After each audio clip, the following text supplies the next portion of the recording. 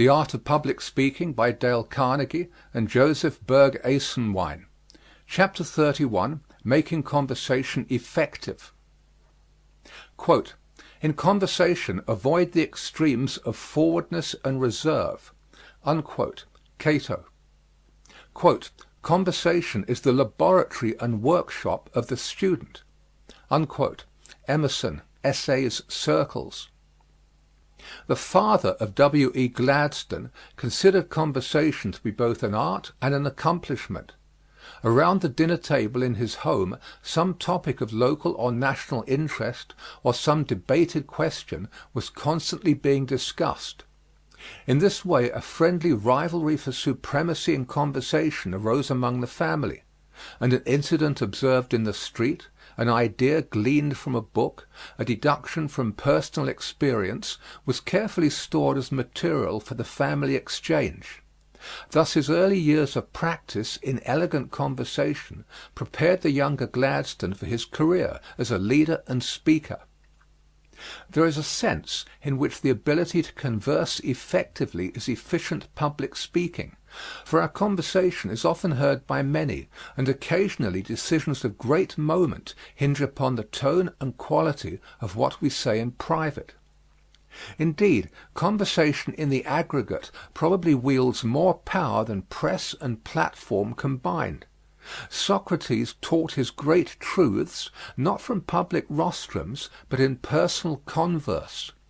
Men made pilgrimages to Goethe's library and Coleridge's home to be charmed and instructed by their speech, and the culture of many nations was immeasurably influenced by the thoughts that streamed out from those rich well springs. Most of the world-moving speeches are made in the course of conversation. Conferences of diplomats, business-getting arguments, decisions by boards of directors, considerations of corporate policy, all of which influence the political, mercantile, and economic maps of the world, are usually the results of careful, though informal, conversation. And the man whose opinions weigh in such crises is he who has first carefully pondered the words of both antagonist and protagonist. However important it may be to attain self-control in light social converse or about the family table, it is undeniably vital to have oneself perfectly in hand while taking part in a momentous conference. Then the hints that we have given on poise, alertness, precision of word, clearness of statement, and force of utterance with respect to public speech are equally applicable to conversation. The form of nervous egotism, for it is both, that suddenly ends in flusters just when the vital words need to be uttered, is the sign of coming defeat, for a conversation is often a contest. If you feel this tendency embarrassing you, be sure to listen to Holmes's advice.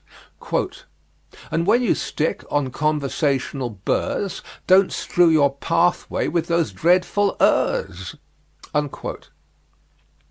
Here bring your will into action, for your trouble is a wandering attention. You must force your mind to persist along the chosen line of conversation, and resolutely refuse to be diverted by any subject or happening that may unexpectedly pop up to distract you. To fail here is to lose effectiveness utterly. Concentration is the keynote of conversational charm and efficiency. The haphazard habit of expression that uses birdshot when a bullet is needed ensures missing the game, for diplomacy of all sorts rests upon the precise application of precise words, particularly, if one may paraphrase Talleyrand, in those crises when language is no longer used to conceal thought. We may frequently gain new light on old subjects by looking at word derivations. Conversation signifies in the original a turnabout exchange of ideas, yet most people seem to regard it as a monologue. Bronson Alcott used to say that many could argue but few converse. The first thing to remember in conversation, then, is that listening, respectful, sympathetic, alert listening, is not only due to our fellow converser, but due to ourselves. Many a reply loses its point because the speaker is so much interested in what he is about to say that it is really no reply at all, but merely an irritating and humiliating irrelevancy. Self-expression is exhilarating. This explains the eternal impulse to decorate totem poles and paint pictures, write poetry and expound philosophy. One of the chief delights of conversation is the opportunity it affords for self-expression. A good conversationalist who monopolizes all the conversation will be voted a bore because he denies others the enjoyment of self-expression, while a mediocre talker who listens interestedly may be considered a good conversationalist because he permits his companions to please themselves through self-expression. They are praised who please. They please who listen well. The first step in remedying habits of confusion in manner, awkward bearing, vagueness in thought, and lack of precision in utterance is to recognize your faults. If you are serenely unconscious of them, no one, least of all yourself, can help you. But once diagnose your own weaknesses, and you can overcome them by doing 4 things. 1. Will to overcome them, and keep on willing. 2. Hold yourself in hand by assuring yourself that you know precisely what you ought to say. If you cannot do that, be quiet until you are clear on this vital point. 3. Having thus assured yourself, cast out the fear of those who listen to you. They are only human and will respect your words if you really have something to say and say it briefly, simply, and clearly. 4. Have the courage to study the English language until you are master of at least its simpler forms. Heading: Conversational Hints. Choose some subject that will prove of general interest to the whole group.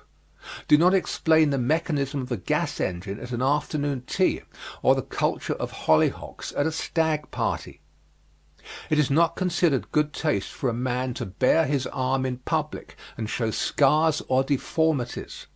It is equally bad form for him to flaunt his own woes, or the deformity of someone else's character. The public demands plays and stories that end happily. All the world is seeking happiness. They cannot long be interested in your ills and troubles. George Cohan made himself a millionaire before he was 30 by writing cheerful plays. One of his rules is generally applicable to conversation. Always leave them laughing when you say goodbye. Dynamite the I out of your conversation. Not one man in 907 can talk about himself without being a bore. The man who can perform that feat can achieve marvels without talking about himself. So the eternal I is not permissible even in his talk. If you habitually build your conversation around your own interests, it may prove very tiresome to your listener. He may be thinking of bird dogs or dry fly fishing while you are discussing the 4th dimension or the merits of a cucumber lotion. The charming conversationalist is prepared to talk in terms of his listener's interest. If his listener spends his spare time investigating Guernsey cattle or agitating social reforms, the discriminating conversationalist shapes his remarks accordingly. Richard Washburn Child says he knows a man of mediocre ability who can charm men much abler than himself when he discusses electric lighting. This same man probably would bore and be bored if he were forced to converse about music or Madagascar. Avoid platitudes and hackneyed phrases. If you meet a friend from Keokuk on State Street or on Pike's Peak, it is not necessary to observe, "How small this world is, after all!" This observation was doubtless made prior to the formation of Pike's Peak. "This old world is getting better every day." "Fanners' wives do not have to work as hard as formerly." "It is not so much the high cost of living as the cost of high living." Such observations as these excite about the same degree of admiration as is drawn out by the appearance of a 1903 model touring car. If you have nothing fresh or interesting, You can always remain silent. How would you like to read a newspaper that flashed out in bold headlines, "Nice weather we are having," or daily gave columns to the same old material you had been reading week after week? Questions and exercises. 1. Give a short speech describing the conversational bore. 2. In a few words, give your idea of a charming converser. 3. What qualities of the orator should not be used in conversation? 4. Give a short humorous delineation of the conversational oracle. 5. Give an account of your first day at observing conversation around you. 6. Give an account of one day's effort to improve your own conversation. 7. Give a list of subjects you heard discussed during any recent period you may select. 8. What is meant by elastic touch in conversation? 9. Make a list of bromides, as Gellett Burgess called those threadbare expressions which bore us to extinction, itself a bromide. 10. What causes a phrase to become hackneyed? 11. Define the words A. Trite, B. Solecism, C. Colloquialism, D. Slang, E. Vulgarism, F. Neologism. 12. What constitutes pretentious talk? End of section 31. The Art of Public Speaking by Dale Carnegie and Joseph Berg Esenwein. Appendix A. 50 questions for debate. 1. Has labor unionism justified its existence? 2. Should all church printing be brought out under the union label? 3. Is the open shop a benefit to the community? 4. Should arbitration of industrial disputes be made compulsory? 5. Is profit sharing a solution of the wage problem? 6. Is a minimum wage law desirable? 7. Should the 8-hour day be made universal in America? 8. Should the state compensate those who sustain irreparable business loss because of the enactment of laws prohibiting the manufacture and sale of intoxicating drinks? 9. Should public utilities be owned by the municipality? 10. Should marginal trading in stocks be prohibited? 11. Should the national government establish a compulsory system of old age insurance by taxing the incomes of those to be benefited? 12. Would the triumph of socialistic principles result in deadening personal ambition? 13. Is the presidential system a better form of government for the United States than the parliamental system? 14. Should our legislation be shaped toward the gradual abandonment of the protective tariff? 15. Should the government of the larger cities be vested solely in a commission of not more than 9 men elected by the voters at large? 16. Should national banks be permitted to issue, subject to tax and government supervision, notes based on their general assets? 17. Should woman be given the ballot on the present basis of suffrage for men? 18. Should the present basis of suffrage be restricted? 19. Is the hope of permanent world peace a delusion? 20. Should the United States send a diplomatic representative to the Vatican? 21. Should the powers of the world substitute an international police for national standing armies? 22. Should the United States maintain the Monroe Doctrine? 23. Should the recall of judges be adopted? 24. Should the initiative and referendum be adopted as a national principle? 25. Is it desirable that the national government should own all railroads operating in interstate territory? 26. Is it desirable that the national government should own interstate telegraph and telephone systems? 27. Is the national prohibition of the liquor traffic an economic necessity? 28. Should the United States Army and Navy be greatly strengthened?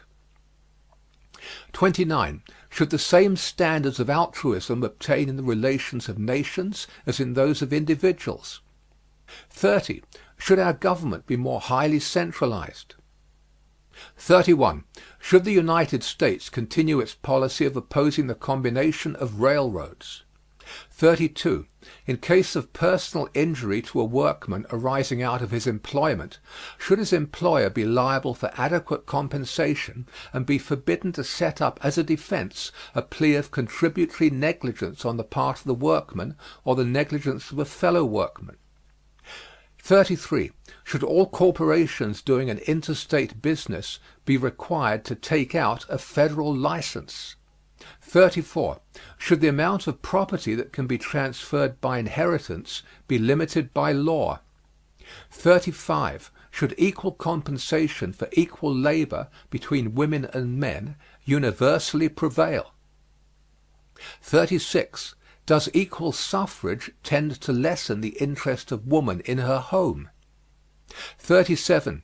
Should the United States take advantage of the commercial and industrial weakness of foreign nations, brought about by the war, by trying to wrest from them their markets in Central and South America? 38.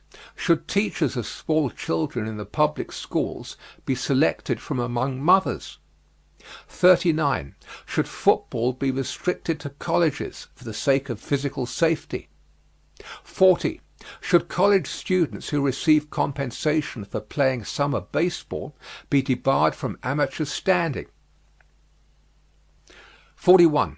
Should daily school hours and school vacations both be shortened? 42. Should home study for pupils in grade schools be abolished and longer school hours substituted? 43. Should the honor system in examinations be adopted in public high schools? 44. Should all colleges adopt the self-government system for its students? 45. Should colleges be classified by national law and supervision and uniform entrance and graduation requirements maintained by each college in a particular class? 46. Should ministers be required to spend a term of years in some trade, business, or profession before becoming pastors? 47. Is the YMCA losing its spiritual power? 48. Is the church losing its hold on thinking people? 49. Are the people of the United States more devoted to religion than ever? 50. Does the reading of magazines contribute to intellectual shallowness? End of section 32. The Art of Public Speaking by Dale Carnegie and Joseph Berg Esenwein. Section 33. Appendix B, 30 Themes for Speeches, with source references for material. 1. Kinship, a foundation stone of civilization. The State, Woodrow Wilson. 2. Initiative and referendum. The Popular Initiative and Referendum, O.M. Barnes. 3. Reciprocity with Canada. Article in Independent 53, 2874. Article in North American Review 178, 205. 4. Is Mankind Progressing? Book of same title, M. M. Ballou. 5. Moses, the Peerless Leader. Lecture by John Lord in Beacon, Lights of History. Note, this set of books contains a vast store of material for speeches. 6. The Spoils System. Sermon by the Reverend Dr. Henry Van Dyke, reported in the New York Tribune, February 25, 1895. 7. The Negro in Business. Part 3. Annual Report of the Secretary of Internal Affairs, Pennsylvania, 1912. 8. Immigration and Degradation. Americans or Aliens? Howard B. Groves. 9. What is the theater doing for America? The Drama Today, Charlton Andrews. 10. Superstition. Curiosities of Popular Custom, William S. Walsh. 11. The Problem of Old Age. Old Age Deferred, Arnold Lorand. 12. Who is the Tramp? Article in Century, 2841. 13.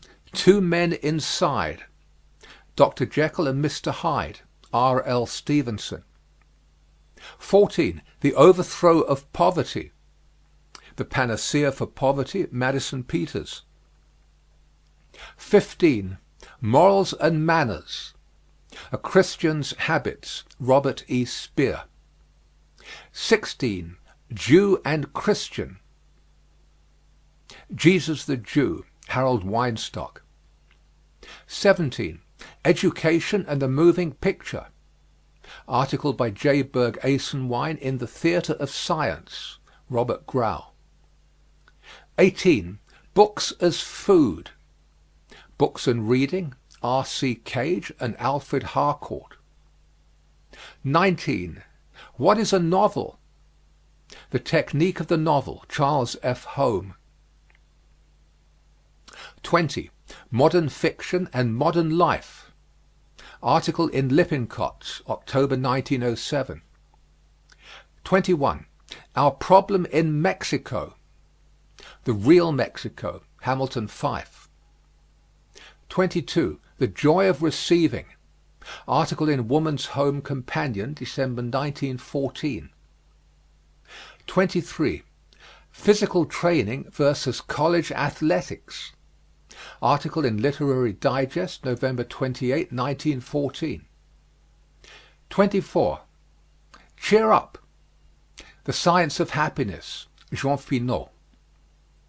25. The Square Peg in the Round Hole. The Job, the Man and the Boss, Catherine Blackford and Arthur Newcomb. 26. The Decay of Acting. Article in Current Opinion, November 1914. 27. The Young Man and the Church. A Young Man's Religion, N. McGee Waters. 28. Inheriting Success. Article in Current Opinion, November 1914. 29. The Indian in Oklahoma. Article in Literary Digest, November 28, 1914.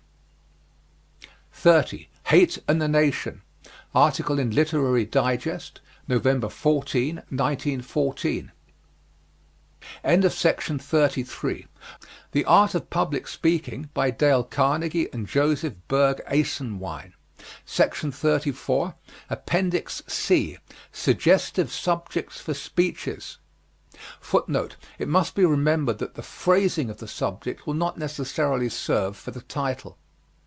With occasional hints on treatment. 1. Movies and Morals. 2. The Truth about Lying.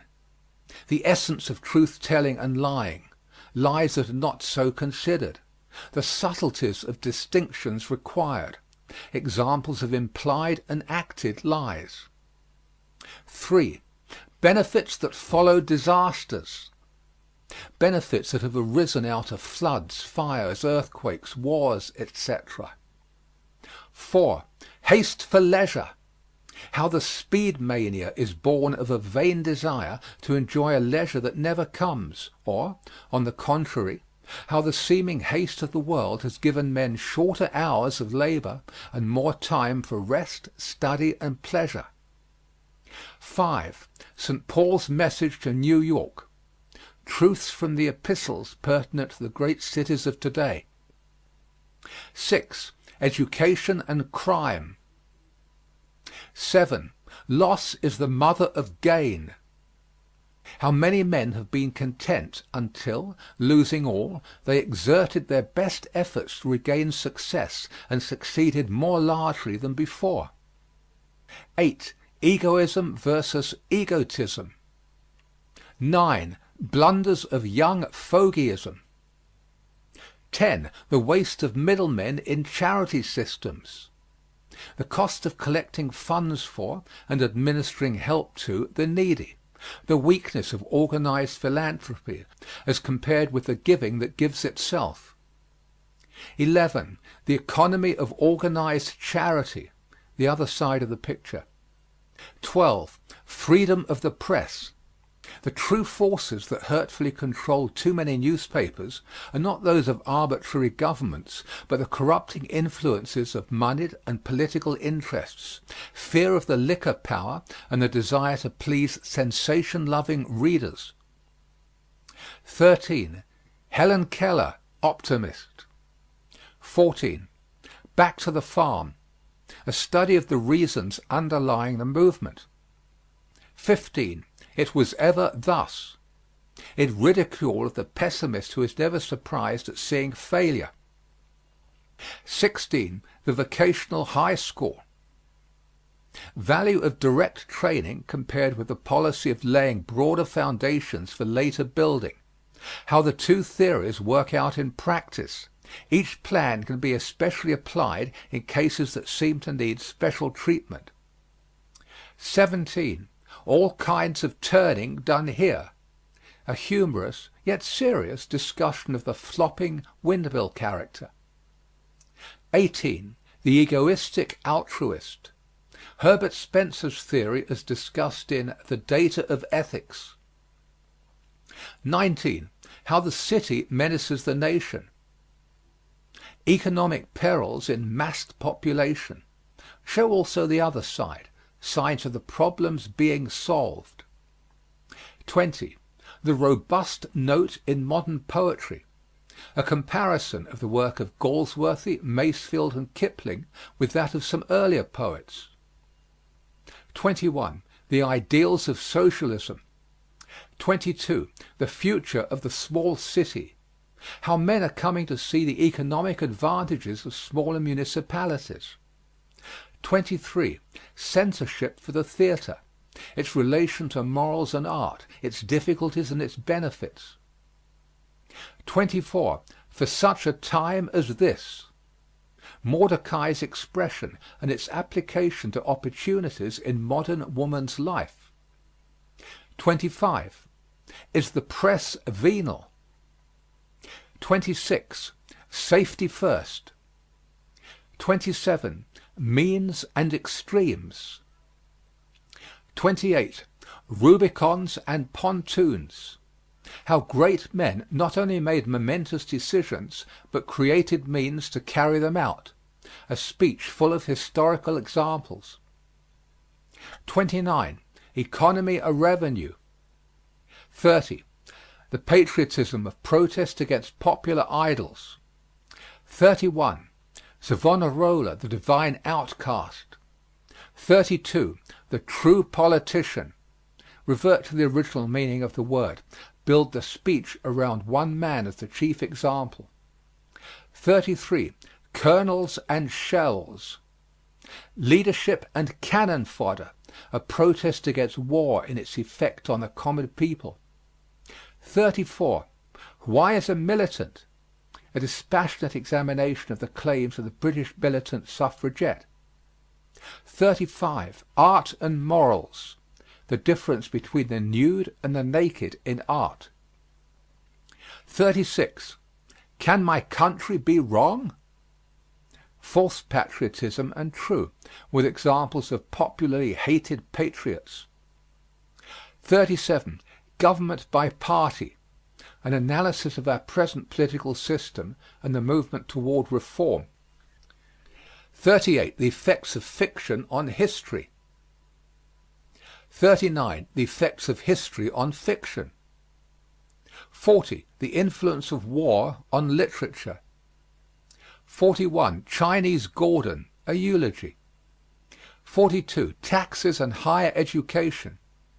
Should all men be compelled to contribute to the support of universities and professional schools? 43. Prize cattle versus prize babies. Is eugenics a science, and is it practicable? 44. Benevolent autocracy. Is a strongly paternal government better for the masses than a much larger freedom for the individual? 45. Second-hand opinions. The tendency to swallow reviews instead of forming one's own views. 46. Parentage or power? A study of which form of aristocracy must eventually prevail, that of blood or that of talent. 47. The blessing of discontent. Based on many examples of what has been accomplished by those who have not let well enough alone. 48. Corrupt and contented. A study of the relation of the apathetic voter to vicious government. 49. The Moloch of child labor. 50. Every man has a right to work. 51. Charity that fosters pauperism. 52. Not in our stars, but in ourselves. Destiny versus choice. 53. Environment versus heredity. 54. The bravery of doubt. Doubt, not mere unbelief. True grounds for doubt. What doubt has led to. Examples: the weakness of mere doubt.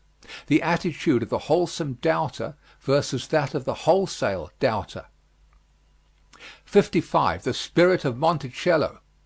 A message from the life of Thomas Jefferson. 56. Narrowness in specialism. The dangers of specializing without first possessing broad knowledge, the eye too close to one subject. Balance is a vital prerequisite for specialization. 57. Responsibility of labor unions to the law.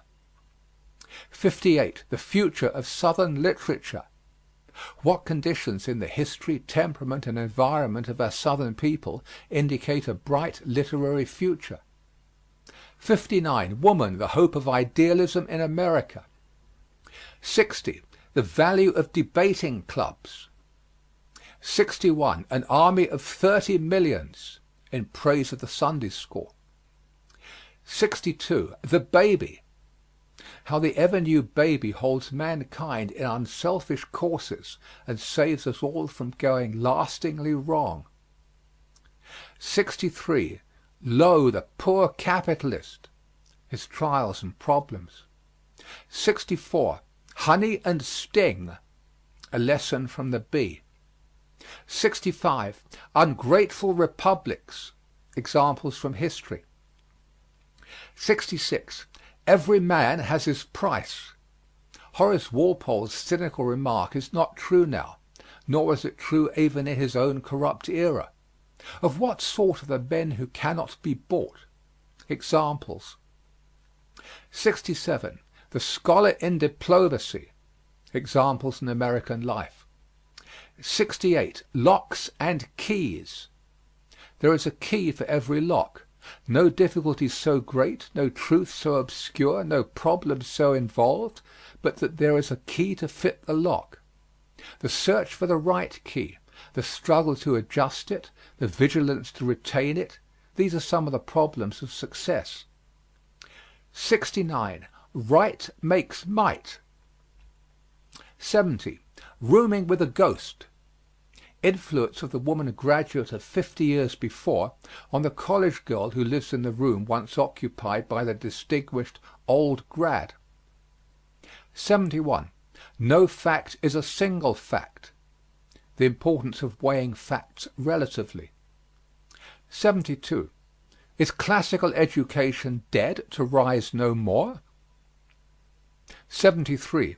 Invective against Nietzsche's philosophy. 74. Why have we bosses?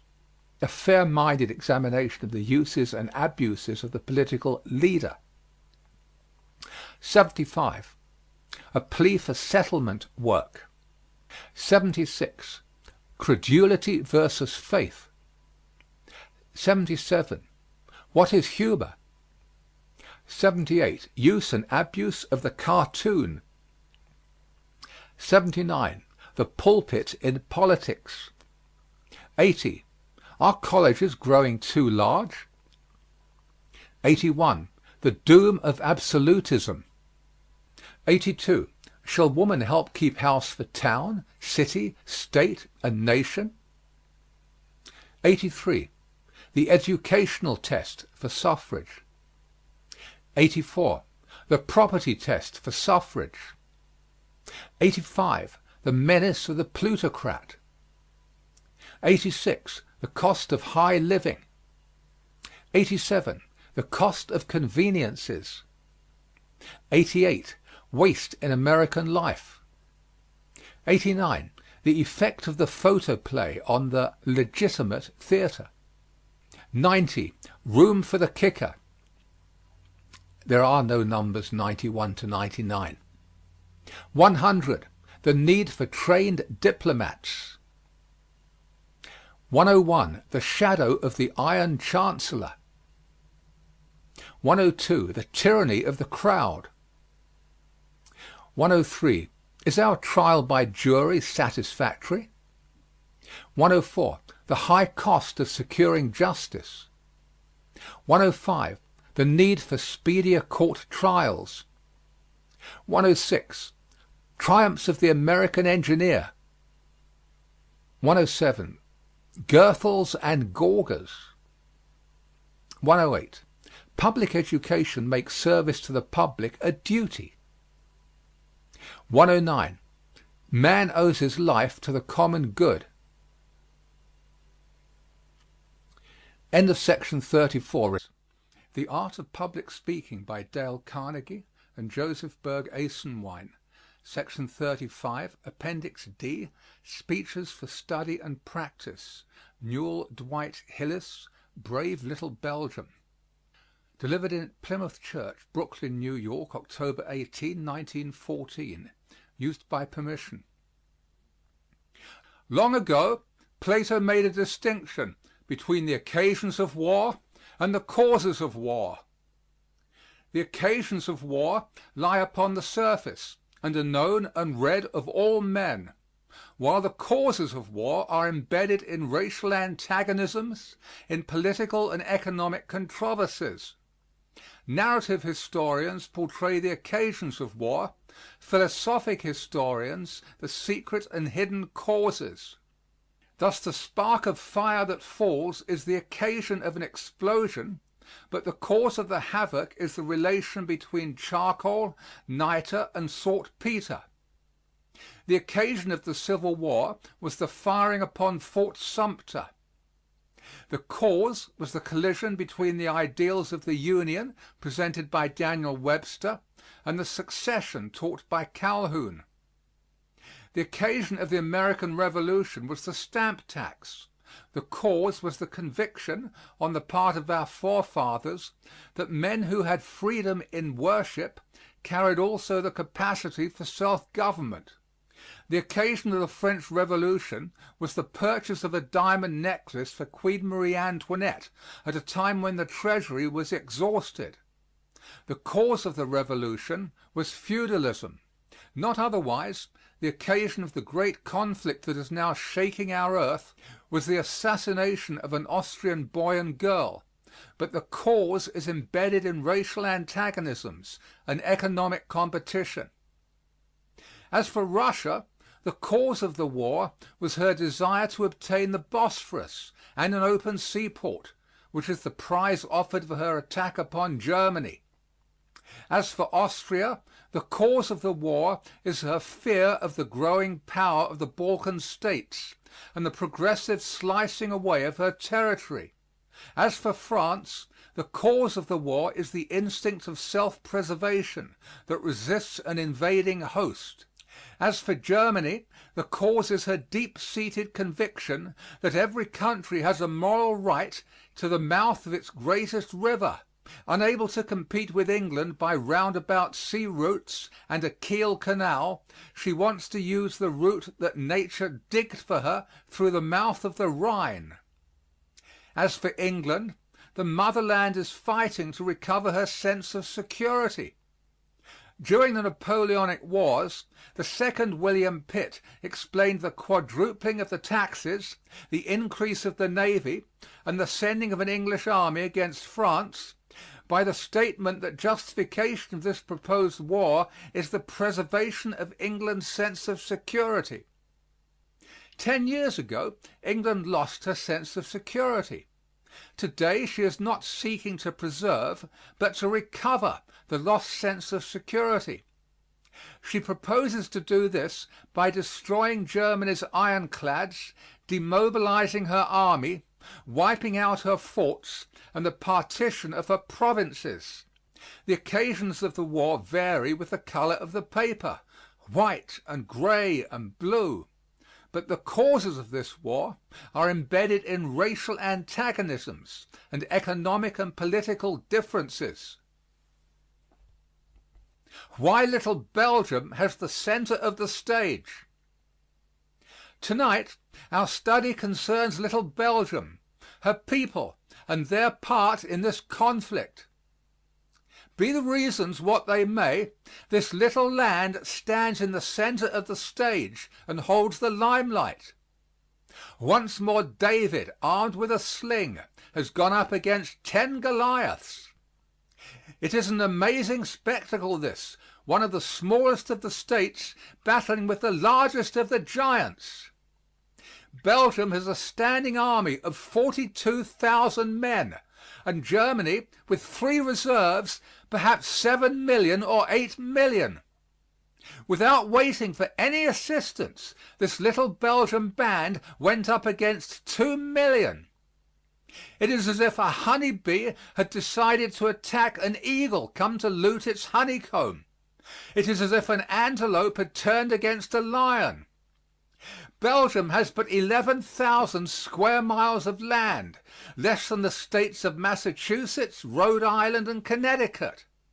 Her population is 7,500,000, less than the single state of New York. You could put 22 Belgiums in our single state of Texas. Much of her soil is thin. Her handicaps are heavy. But the industry of her people has turned the whole land into one vast flower and vegetable garden. The soil of Minnesota and the Dakotas is new soil, and yet our farmers there average but 15 bushels of wheat to the acre. Belgium's soil has been used for centuries, but it averages 37 bushels of wheat to the acre. If we grow 24 bushels of barley on an acre of ground, Belgium grows 50. She produces 300 bushels of potatoes, where the main farmer harvests 90 bushels.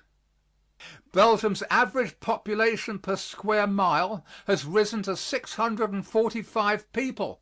If Americans practiced intensive farming, if the population of Texas were as dense as it is in Belgium, 100 million of the United States, Canada, and Central America could all move to Texas. While if our entire country was as densely populated as Belgium's, everybody in the world could live comfortably within the limits of our country. The life of the people. And yet little Belgium has no gold or silver mines, and all the treasures of copper and zinc and lead and anthracite and oil have been denied her. The gold is in the heart of her people. No other land holds a race more prudent, industrious, and thrifty. It is a land where everybody works. In the winter, when the sun does not shine until 7:30, the Belgian cottages have lights in their windows at 5, and the people are ready for an 11-hour day. As a rule, all children work after 12 years of age. The exquisite pointed lace that has made Belgium famous is wrought by women who fulfill the tasks of the household fulfilled by American women, and then begins their task upon the exquisite lace that have sent their name and fame throughout the world. Their wages are low, their work hard, but their life is so peaceful and prosperous that few Belgians ever emigrate to foreign countries. Of late they have made their education compulsory, their schools free.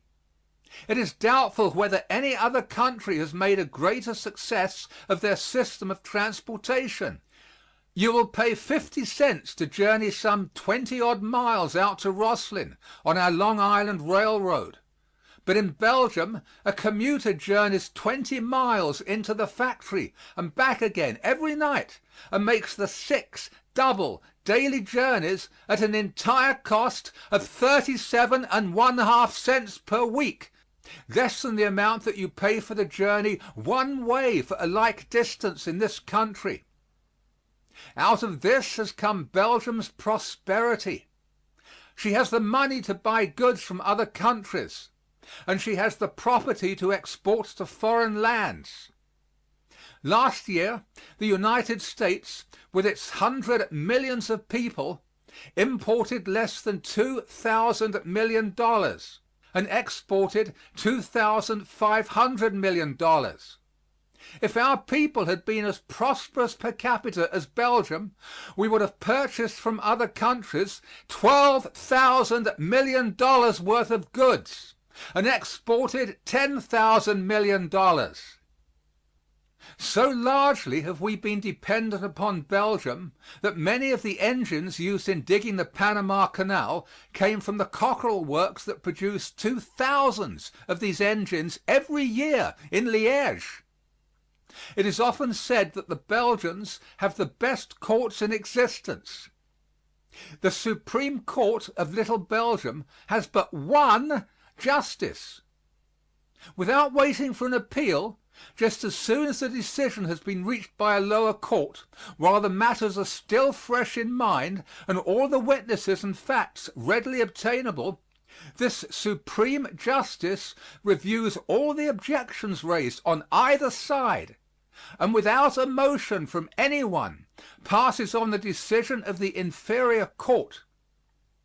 On the other hand, the lower courts are open to an immediate settlement of disputes between the wage earners, and newsboys and fishermen are almost daily seen going to the judge for a decision regarding a dispute over 5 or 10 cents. When the judge has cross-questioned both sides, without the presence of attorneys or the necessity of serving a process or raising $1.25, as here, the poorest of the poor have their wrongs righted. It is said that not one decision out of 100 is appealed, thus calling for the existence of an attorney. To all other institutions organized in the interest of the wage earner has been added the National Savings Bank system, that makes loans to men of small means, that enables the farmer and the working man to buy a little garden and build a house, while at the same time insuring the working man against accident and sickness. Belgium is a poor man's country, it has been said, because institutions have been administered in the interest of the men of small affairs. The great Belgian plain in history. But the institutions of Belgium and the industrial prosperity of her people alone are not equal to the explanation of her unique heroism. Long ago, in his commentaries, Julius Caesar said that Gaul was inhabited by 3 tribes: the Belgae, the Aquitani, the Celts, of whom the Belgae were the bravest.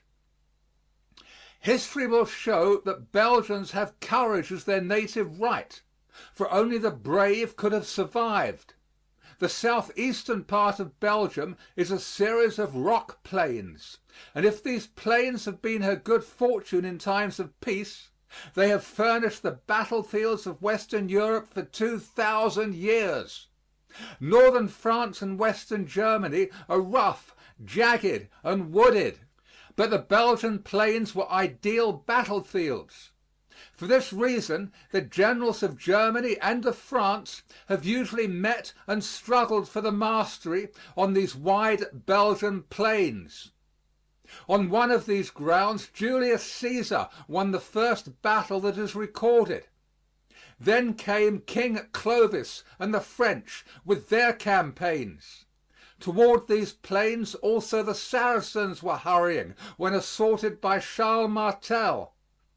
On the Belgian plains the Dutch burghers and the Spanish armies, led by bloody Alva, fought out their battle. Hither, too, came Napoleon, and the great mound of Waterloo is the monument to the Duke of Wellington's victory. It was to the Belgian plains also that the German general last August rushed his troops. Every college and every city searches for some level spot of land where the contest between opposing teams may be held. And for more than 2,000 years the Belgian plain has been the scene of the great battles between the warring nations of Western Europe.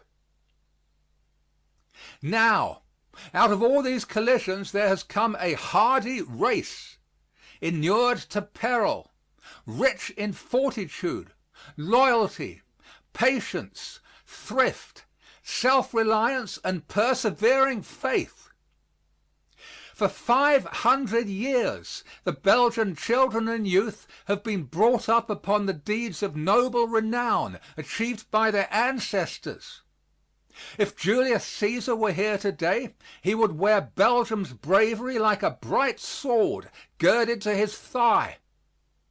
And when this brave little people, with a standing army of 42,000 men, single-handed defied 2 millions of Germans, it tells us that Ajax has come back once more to defy the god of lightnings.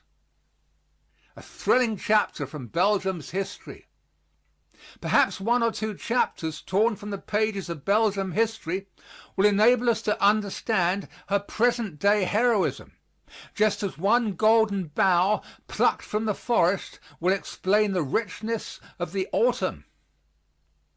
You remember that Venice was once the financial center of the world. Then, when the bankers lost confidence in the navy of Venice, they put their jewels and gold into saddlebags and moved the financial center of the world to Nuremberg, because its walls were 7 feet thick and 20 feet high. Later, about 1500 A.D., the discovery of the New World turned all the peoples into races of seagoing folk, and the English and Dutch captains vied with the sailors of Spain and Portugal. No captains were more prosperous than the mariners of Antwerp. In 1568 there were 500 marble mansions in this city on the Meuse. Belgium became a casket filled with jewels. Then it was that Spain turned covetous eyes northward. Sated with his pleasures, broken by indulgence and passion, the Emperor Charles V resigned his gold and throne to his son, King Philip. Finding his coffers depleted, Philip sent the Duke of Alva with 10,000 Spanish soldiers out on a looting expedition. Their approach filled Antwerp with consternation, for her merchants were busy with commerce and not with war. The sack of Antwerp by the Spaniards makes up a revolting page in history. Within 3 days, 8,000 men, women, and children were massacred, and the Spanish soldiers, drunk with wine and blood, hacked, drowned, and burned like fiends that they were. The Belgian historian tells us that 500 marble residences were reduced to blackened ruins. One incident will make the event stand out. When the Spaniards approached the city, a wealthy burgher hastened the day of his son's marriage. During the ceremony, the soldiers broke down the gate of the city and crossed the threshold of the rich man's house. When they had stripped the guests of their purses and gems, unsatisfied, they killed the bridegroom, slew the men, and carried the bride out into the night. The next morning a young woman, crazed and half clad, was found in the street searching among the dead bodies. At last she found a youth whose head she lifted upon her knees, over which she crooned her songs as a young mother soothes her babe. A Spanish officer passing by, humiliated by the spectacle, ordered a soldier to use his dagger and put the girl out of her misery. The horrors of the Inquisition. Having looted Antwerp, the treasure chest of Belgium, the Spaniards set up the Inquisition as an organized means of securing property. It is the strange fact that the Spaniard has excelled in cruelty as other nations have excelled in art or science or invention. Spain's cruelty to the Moors and the rich Jews forms one of the blackest chapters in history. Inquisitors became fiends. Moors were starved, tortured, burned, flung in wells. Jewish bankers had their tongues thrust through little iron rings. Then the end of the tongue was seared that it might swell, and the banker was led by a string in the ring through the streets of the city. The women and the children were put on rafts that were pushed out into the Mediterranean Sea. When the swollen corpses drifted ashore, the plague broke out. And when that black plague spread over Spain, it seemed like the justice of outraged nature. The expulsion of the Moors was one of the deadliest blows ever struck at science, commerce, art, and literature. The historian tracks Spain across the continents by a trail of blood. Wherever Spain's hand has fallen, it has paralyzed. From the days of Cortez, wherever her captains have given a pledge, the tongue that spake has been mildewed with lies and treachery. The wildest beasts are not in the jungle. Man is the lion that rends. Man is the leopard that tears. Man's hate is the serpent that poisons. And the Spaniard entered Belgium to turn a garden into a wilderness. Within 1 year, 1568, Antwerp, that began with 125,000 people, ended it with 50,000. Many multitudes were put to death by the sword and stake, but many, many thousands fled to England to begin anew their lives as manufacturers and mariners. And for years Belgium was one quaking peril, an inferno whose torturers were Spaniards. The visitor in Antwerp is still shown the rack upon which they stretched the merchants that they might yield up their hidden gold. The painted lady may be seen. Opening her arms, she embraces the victim. The Spaniard, with his spear, forced the merchant into the deadly embrace. As the iron arms concealed in velvet folded together, one spike passed through each eye, another through the mouth, another through the heart. The painted lady's lips were poisoned, so that a kiss was fatal. The dungeon whose sides were forced together by screws, so that each day the victim saw his cell growing less and less, and knew that soon he would be crushed to death, was another instrument of torture. Literally thousands of innocent men and women were burned alive in the marketplace. There is no more piteous tragedy in history than the story of the decline and ruin of this superbly prosperous literary and artistic country. And yet out of the ashes came new courage. Burned, broken, the Belgians and the Dutch were not beaten. Pushed at last into Holland, where they united their fortunes with the Dutch, they cut the dikes of Holland and let in the ocean. and clinging to the dikes with their fingertips, fought their way back to the land. But no sooner had the last of the Spaniards gone than out of their rags and poverty they founded a university as a monument to the providence of God in delivering them out of the hands of their enemies. For the 16th century, in the form of a brave knight, wears little Belgium and Holland like a red rose upon his heart. The death of Egmont. But some of you will say that the Belgian people must have been rebels and guilty of some excess, and that had they remained quiescent and not fomented treason, then no such fate could have overtaken them at the hands of Spain. Very well. I will take a youth who, at the beginning, believed in Charles V, a man who was as true to his ideals as the needle to the pole. One day the bloody council decreed the death of Egmont and Horn. Immediately afterward the Duke of Alva sent an invitation to Egmont to be the guest of honor at a banquet in his own house. A servant from the palace that night delivered to the count a slip of paper containing a warning to take the fleetest horse and flee the city, and from that moment not to eat or sleep without pistols at his hand. To all this Egmont responded that no monster ever lived who could, with an invitation of hospitality, trick a patriot. Like a brave man, the count went to the duke's palace. He found the guests assembled, but when he had handed his hat and cloak to the servant, Alva gave a sign, and from behind the curtains came Spanish musketeers, who demanded his sword.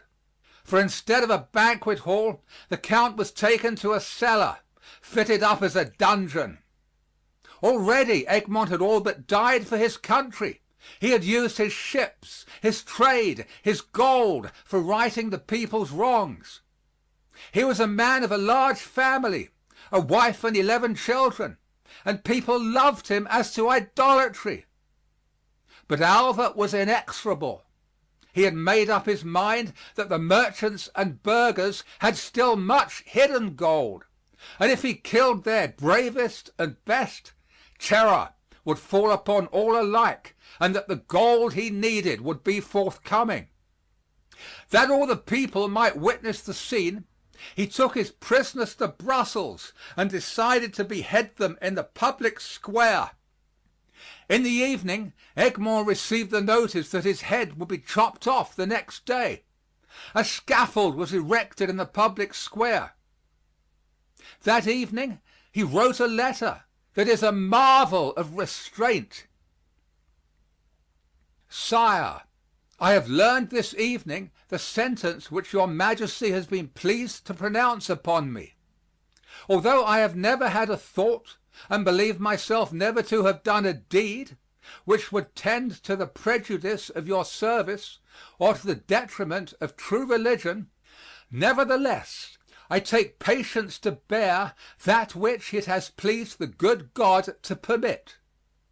Therefore I pray your Majesty to have compassion on my poor wife, my children, and my servants, having regard to my past service, in which hope I now commend myself to the mercy of God. From Brussels, ready to die, this 5th of June, 1568.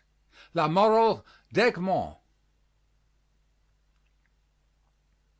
Thus died a man who did as much probably for Holland as John Eliot for England, or Lafayette for France, or Samuel Adams for this young republic. The woe of Belgium. And now, out of all this glorious past comes the woe of Belgium. Desolation has come like the whirlwind, and destruction like a tornado. But 90 days ago, and Belgium was a hive of industry, and in the fields were heard the harvest songs. Suddenly Germany struck Belgium. The whole world has but one voice: Belgium has innocent hands. She was led like a lamb to the slaughter. When the lover of Germany is asked to explain Germany's breaking of her solemn treaty upon the neutrality of Belgium, the German stands dumb and speechless. Merchants honor their written obligations. True citizens consider their word as good as their bond. Germany gave treaty, and in the presence of God and the civilized world entered into a solemn covenant with Belgium. To the end of time, the German must expect this taunt, as worthless as a German treaty. Scarcely less black the 2 or 3 known examples of cruelty wrought upon non-resisting Belgians. In Brooklyn lives a Belgian woman. She planned to return home in late July to visit a father who had suffered paralysis, an aged mother, and a sister who nursed both. When the Germans decided to burn that village in eastern Belgium, they did not wish to burn alive this old and helpless man, so they bayoneted to death the old man and woman and the daughter that nursed them.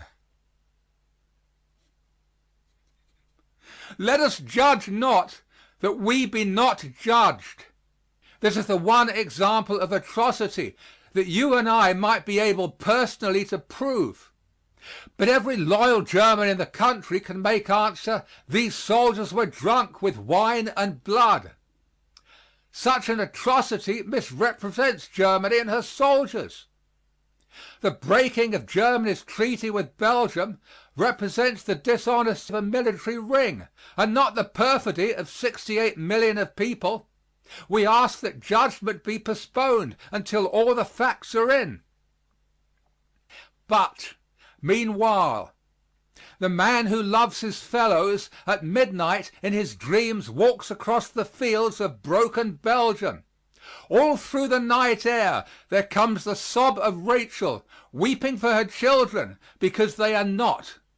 In moods of bitterness, of doubt and despair, the heart cries out, how could a just God permit such cruelty upon innocent Belgium? No man knows. Clouds and darkness are round about God's throne.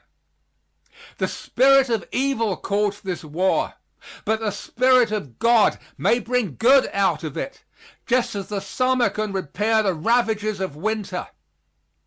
Meanwhile, the heart bleeds for Belgium, for Brussels, the 3rd most beautiful city in Europe, for Louvain, once rich with its libraries, cathedrals, statues, paintings, missals, manuscripts, now a ruin. Alas for the ruined harvests and the smoking villages! Alas for the cathedral that is a heap and the library that is a ruin! Where the angel of happiness was there stalk famine and death. Gone the land of Grotius. Perished the paintings of Rubens. Ruined is Louvain. Where the wheat waved, now the hillsides are billowy with graves. But let us believe that God reigns. Perchance Belgium is slain like the Savior, that militarism may die like Satan. Without shedding of innocent blood, there is no remission of sins through tyranny and greed. There is no wine without the crushing of the grapes from the tree of life. Soon liberty, God's dear child, will stand within the scene and comfort the desolate. Falling upon the great world's altar stairs, in this hour when wisdom is ignorance and the strongest man clutches at dust and straw, let us believe with faith victorious over tears that sometime God will gather broken-hearted little Belgium into his arms and comfort her as a father comforteth his well-beloved child. End of section 35. The Art of Public Speaking by Dale Carnegie and Joseph Berg Eisenwine. Section 36, Appendix D, Speeches for Study and Practice. Henry Watterson. The New Americanism, abridged. 8 years ago tonight there stood where I am standing now a young Georgian who, not without reason, recognized the significance of his presence here, and in words whose eloquence I cannot hope to recall, appealed from the New South to New England for a united country. He is gone now, but, short as his life was, its heaven-born mission was fulfilled. The dream of his childhood was realized, for he had been appointed by God to carry a message of peace on earth, goodwill to men, and, this done, he vanished from the sight of mortal eyes, even as the dove from the ark. Grady told us, and told us truly, of that typical American who, in Dr. Talmage's mind's eye, was coming, but who, in Abraham Lincoln's actuality, had already come. In some recent studies into the career of that man, I have encountered many startling confirmations of this judgment, and from that rugged trunk, drawing its sustenance from gnarled roots interlocked with cavalier sprays and Puritan branches deep beneath the soil, shall spring, is springing, a shapely tree, symmetric in all its parts, under whose sheltering boughs this nation shall have the new birth of freedom Lincoln promised it, and mankind the refuge which was sought by the forefathers when they fled from oppression. Thank God, the axe, the gibbet, and the stake have had their day. They have gone, let us hope, to keep company with the lost arts. It has been demonstrated that great wrongs may be redressed and great reforms be achieved without the shedding of one drop of human blood, that vengeance does not purify but brutalizes, and that tolerance, which in private transactions is reckoned a virtue, becomes in public affairs a dogma of the most far-seeing statesmanship. So I appeal from the men in silken hose who danced to music made by slaves and called it freedom, from the men in bell-crowned hats who led Hester Prynne to her shame and called it religion, to that Americanism which reaches forth its arms to smite wrong with reason and truth, secure in the power of both. I appeal from the patriarchs of New England to the poets of New England, from Endicott to Lowell, from Winthrop to Longfellow, from Norton to Holmes. And I appeal in the name and by the rights of that common citizenship, of that common origin, back of both the Puritan and the Cavalier, to which all of us owe our being. Let the dead past, consecrated by the blood of its martyrs, not by its savage hatreds, darkened alike by kingcraft and priestcraft, let the dead past bury its dead. Let the present and the future ring with the song of the singers. Blessed be the lessons they teach, the laws they make. Blessed be the eye to see, the light to reveal. Blessed be tolerance, sitting ever on the right hand of God to guide the way with loving word. As blessed be all that brings us nearer the goal of true religion, true republicanism, and true patriotism, distrust of watchwords and labels, shams and heroes, belief in our country and ourselves. It was not Cotton Mather, but John Greenleaf Whittier who cried, "Dear God and Father of us all, forgive our faith in cruel lies, forgive the blindness that denies. Cast down our idols, overturn our bloody altars, make us see thyself in thy humanity." End of section 36. The Art of Public Speaking by Dale Carnegie and Joseph Berg Esenwein. Section 37. Appendix D, Speeches for Study and Practice. John Morley, Founders' Day Address. Abridged. Carnegie Institute, Pittsburgh, Pennsylvania, November 3, 1904. What is so hard as a just estimate of the events of our own time?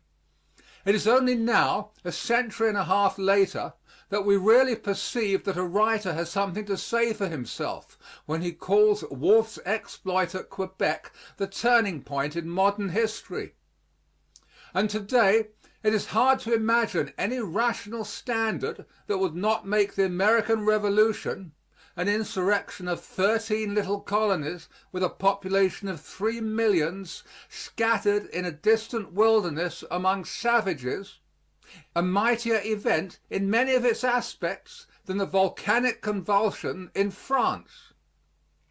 Again, the upbuilding of your great West on this continent is reckoned by some the most important world movement of the last 100 years.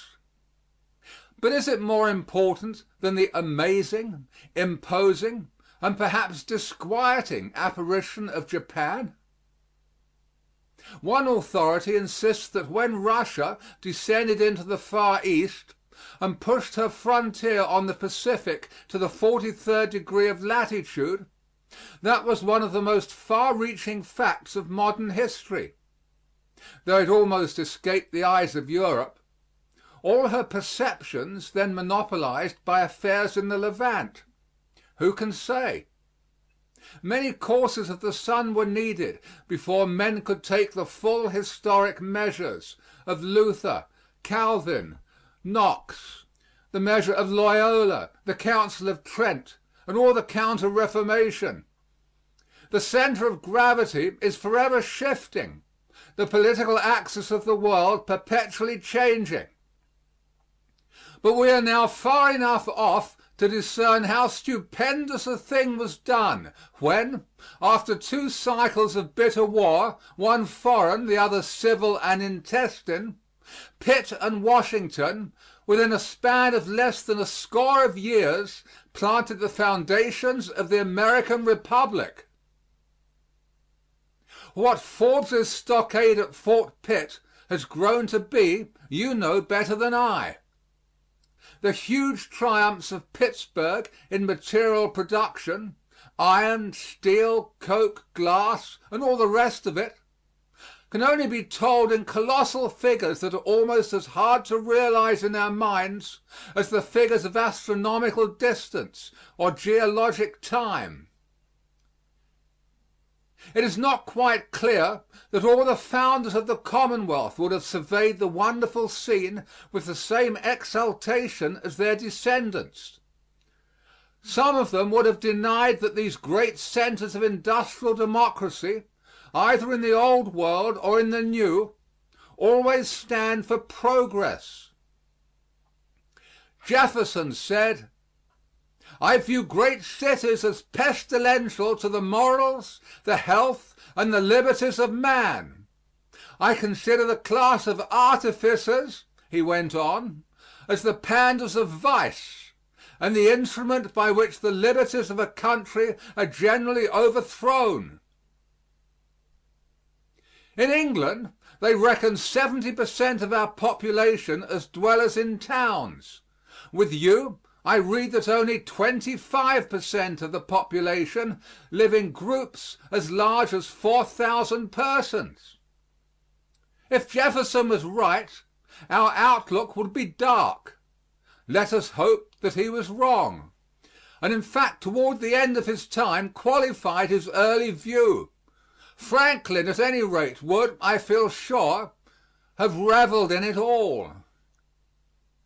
That great man, a name in the forefront among the practical intelligences of human history, once told a friend that when he dwelt upon the rapid progress that mankind was making in politics, morals, and the arts of living, and when he considered that each one improvement always begets another, he felt assured that the future progress of the race was likely to be quicker than it had ever been.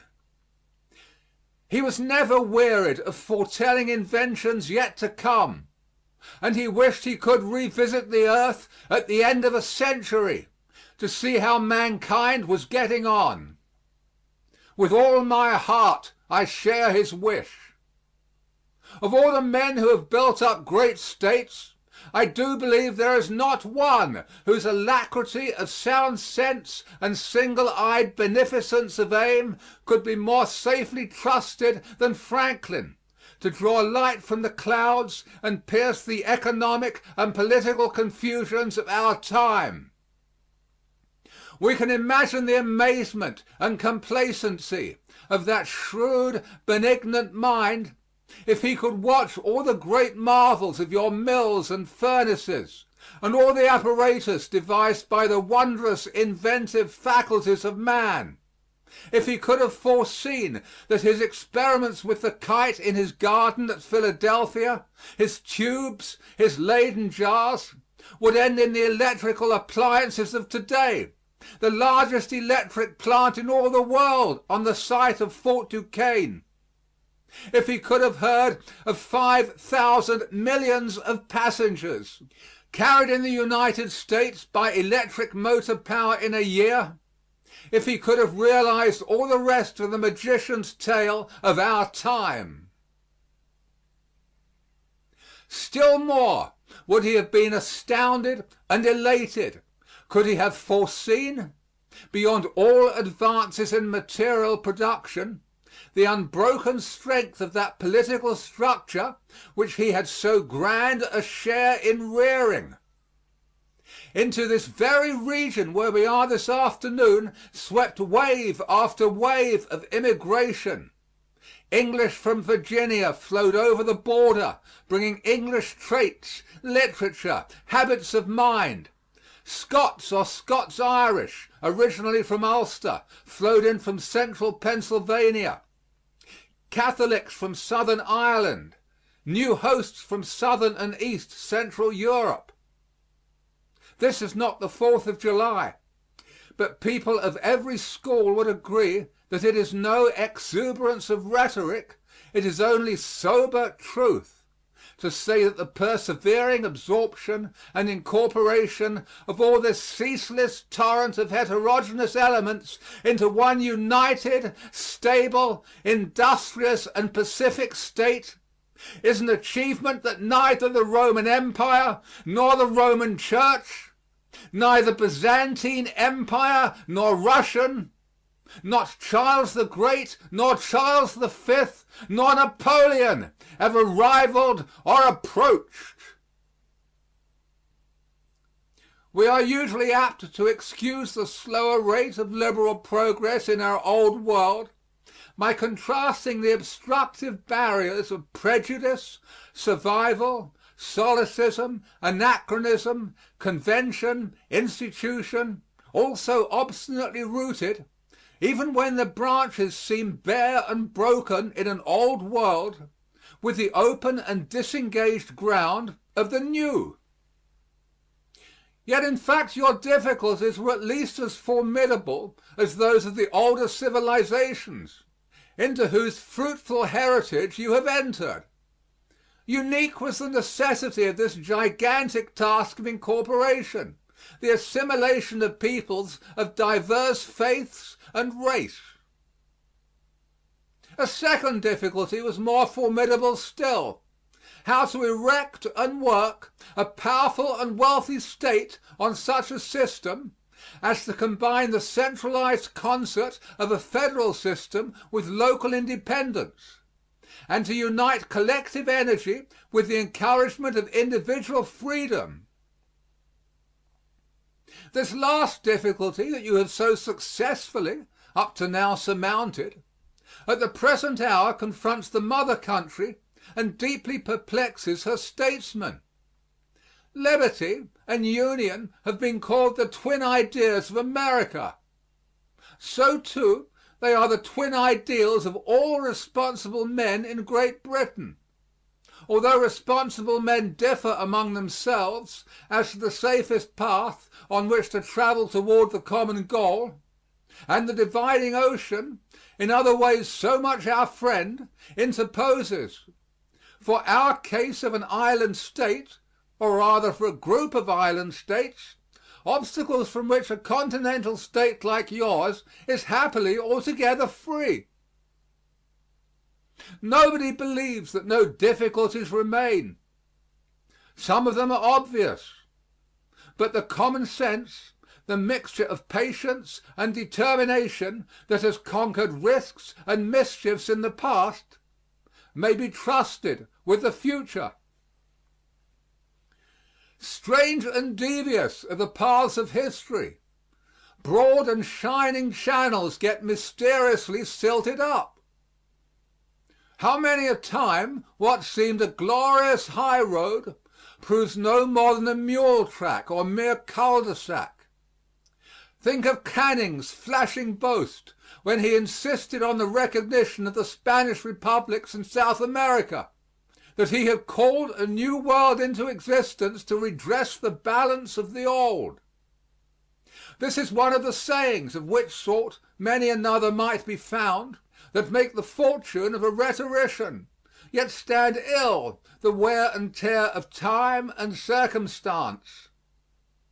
The new world that Canning called into existence has so far turned out a scene of singular disenchantment. Though not without glimpses on occasion of that heroism and courage and even wisdom that are the attributes of man almost at the worst, the tale has been too much a tale of anarchy and disaster, still leaving a host of perplexities for statesmen both in America and Europe.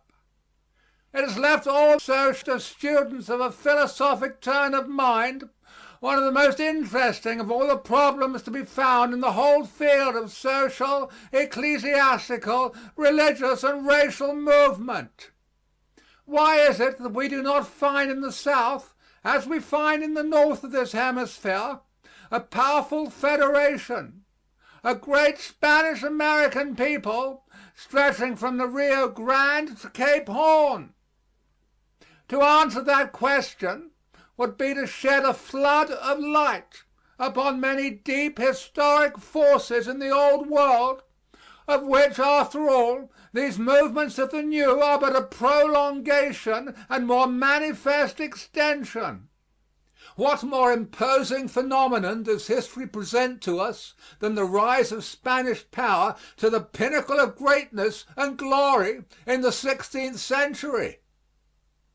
The Mohammedans, after centuries of fierce and stubborn war, driven back, the whole peninsula brought under a single rule with a single creed, enormous acquisitions from the Netherlands of Naples, Sicily, the Canaries, France humbled, England menaced, settlements made in Asia and northern Africa, Spain in America become possessed of a vast continent, and of more than one archipelago of splendid islands.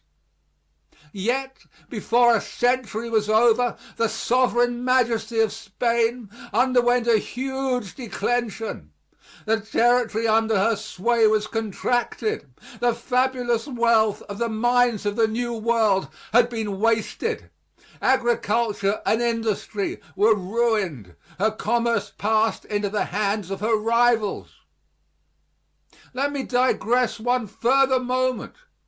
We have a very sensible habit in the island whence I come, when our country misses fire, to say as little as we can, and sink the thing in patriotic oblivion.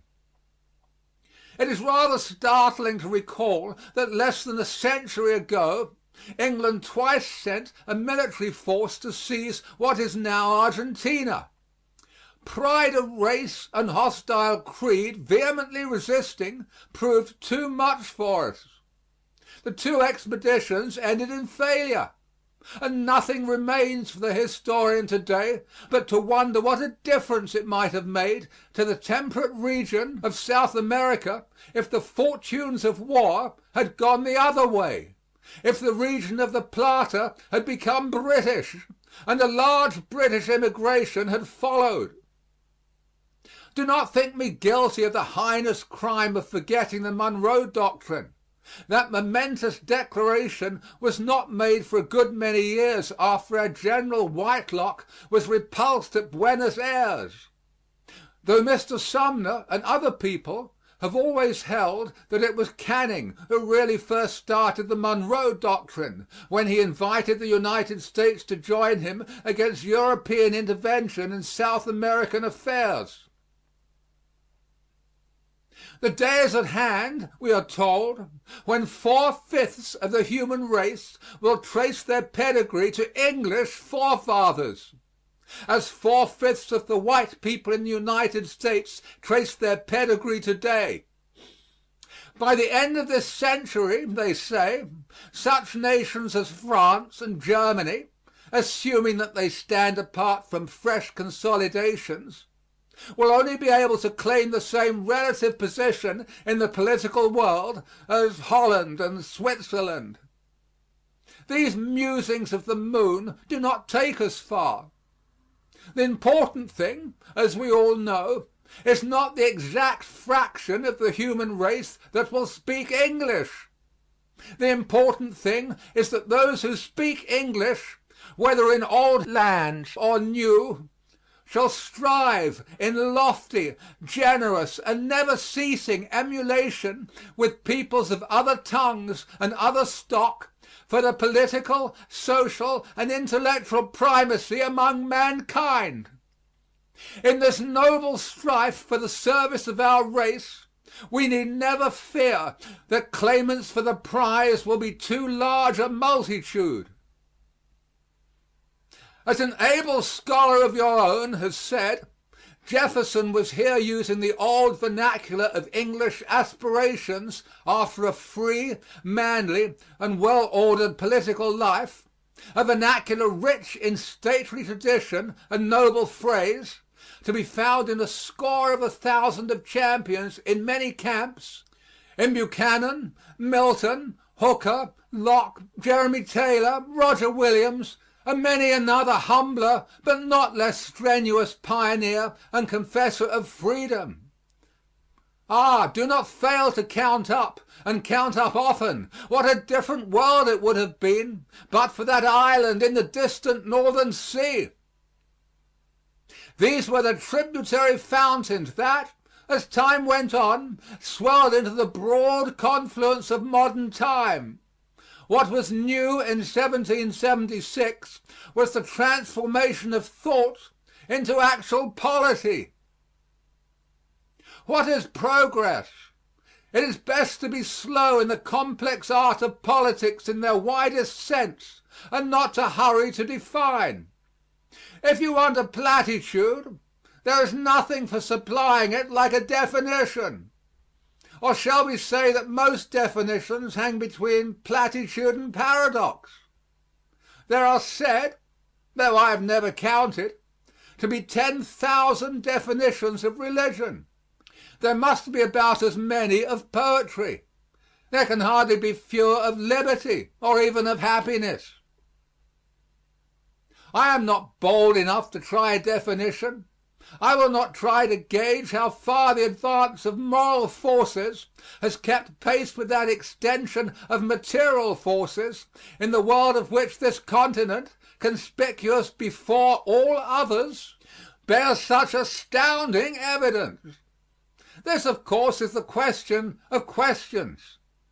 Because as an illustrious English writer, to whom, by the way, I owe my friendship with your founder many long years ago, as Matthew Arnold said in America here, it is moral ideas that at bottom decide the standing or falling of states and nations. Without opening this vast discussion at large, many a sign of progress is beyond mistake. The practice of associated action, one of the master keys of progress, is a new force in 100 fields, and with immeasurable diversity of forms. There is less acquiescence in triumphant wrong. Toleration in religion has been called the best fruit of the last 4 centuries, and in spite of a few bigoted survivals, even in our United Kingdom, and some savage outbreaks of hatred, half religious, half racial, on the continent of Europe, this glorious gain of time may now be taken as secured. Perhaps of all the contributions of America to human civilization, this is greatest. The reign of force is not yet over, and at intervals it has its triumphant hours. But reason, justice, humanity fight with success their long and steady battle for a wider sway. Of all the points of social advance, in my country at least, during the last generation none is more marked than the change in the position of women in respect of rights of property, of education, of access to new callings. As for the improvement of material well-being and its diffusion among those whose labor is a prime factor in its creation, we might grow sated with the jubilant monotony of its figures if we did not take good care to remember, in the excellent words of the president of Harvard, that those gains, like the prosperous working of your institutions and the principles by which they are sustained, are in essence moral contributions, being principles of reason, enterprise, courage, faith, and justice, over passion, selfishness, inertness, timidity, and distrust. It is the moral impulses that matter. Where they are safe, all is safe. When this and the like is said, nobody supposes that the last word has been spoken as to the condition of the people either in America or Europe. Republicanism is not itself a panacea for economic difficulties. Of self, it can neither stifle nor appease the accents of social discontent. So long as it has no root in surveyed envy, this discontent itself is a token of progress. What, cries a skeptic, what has become of all the hopes of the time when France stood upon the top of golden hours? Do not let us fear the challenge. Much has come of them, and over the old hopes time has brought a stratum of new. Liberalism is sometimes suspected of being cold to these new hopes, and you may often hear it said that liberalism is already superseded by socialism. That a change is passing over party names in Europe is plain, but you can be sure that no change in name will extinguish these principles of society which are rooted in the nature of things and are accredited by their success. Twice America has saved liberalism in Great Britain. The war for independence in the 18th century was the defeat of usurping power no less in England than here. The war for union in the 19th century gave the decisive impulse to a critical extension of suffrage and an era of popular reform in the mother country. Any miscarriage of democracy here reacts against progress in Great Britain. If you seek the real meaning of most modern disparagement of popular or parliamentary government, it is no more than this: that no politics will suffice of themselves to make a nation's soul. What could be more true? Who says it will? But we may depend upon it that the soul will be best kept alive in a nation where there is the highest proportion of those who, in the phrase of an old worthy of the 17th century, think it a part of a man's religion to see to it that his country be well governed. Democracy, they tell us, is afflicted by mediocrity and by sterility. But has not democracy in my country, as in yours, shown before now that it well knows how to choose rulers neither mediocre nor sterile, men more than the equals in unselfishness, in rectitude, in clear sight, in force, of any absolutist statesman that ever in times past bore the scepter? If I live a few months, or it may be even a few weeks longer, I hope to have seen something of 3 elections, one in Canada, one in the United Kingdom, and the other here. With us, in respect of leadership, and apart from height of social prestige, the personage corresponding to the President is, as you know, the Prime Minister.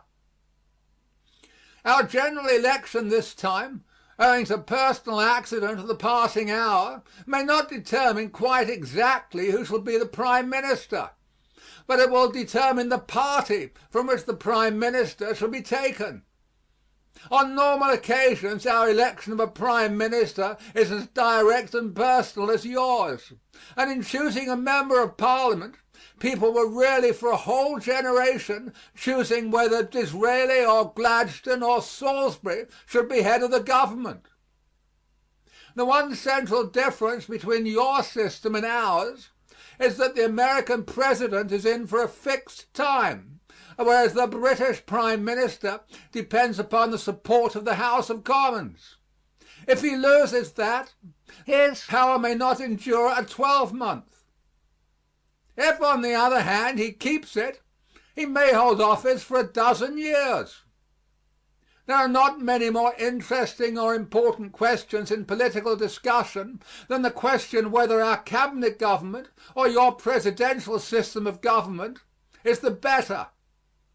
This is not the place to argue it. Between 1868 and now, a period of 36 years, we have had 8 ministries. This would give us an average life of 4½ years. Of these 8 governments, 5 lasted over 5 years.